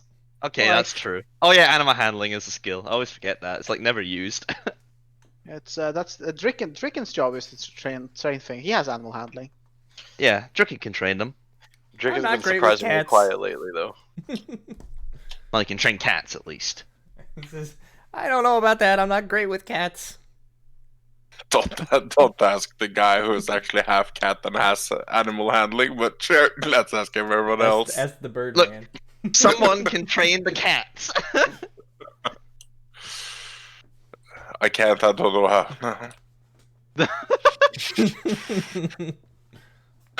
In my experience, cats generally rule themselves.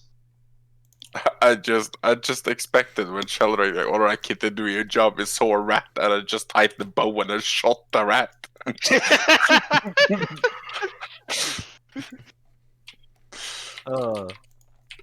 Well, If they, I guess all I'm saying, if that cat can't stand and like use a bow or sword, I'm going to be sorely disappointed. well, I guess if there's nothing else for it, we'll just have dinner and settle in for a long rest. Valerie is still scared, so she'll be bunking with you guys in the communal room.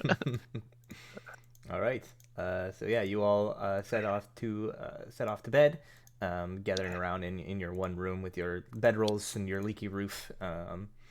And yeah, so you all pack up, and let me see here. All right, the night passes uneventfully, and you are all able to successfully complete a long rest. Woohoo! And I think little bit early, but I think that's probably a good place to hang things off for today. All right. Okay. Guiding bolt, get out of my fucking prepared spell list. You're never getting You back had in your there. one chance. Spit on you. He remembered that. Let's see. So And yeah, so then next time we'll continue off in the morning, and you will have the day to do whatever you so wish. Hopefully, we'll have Mike.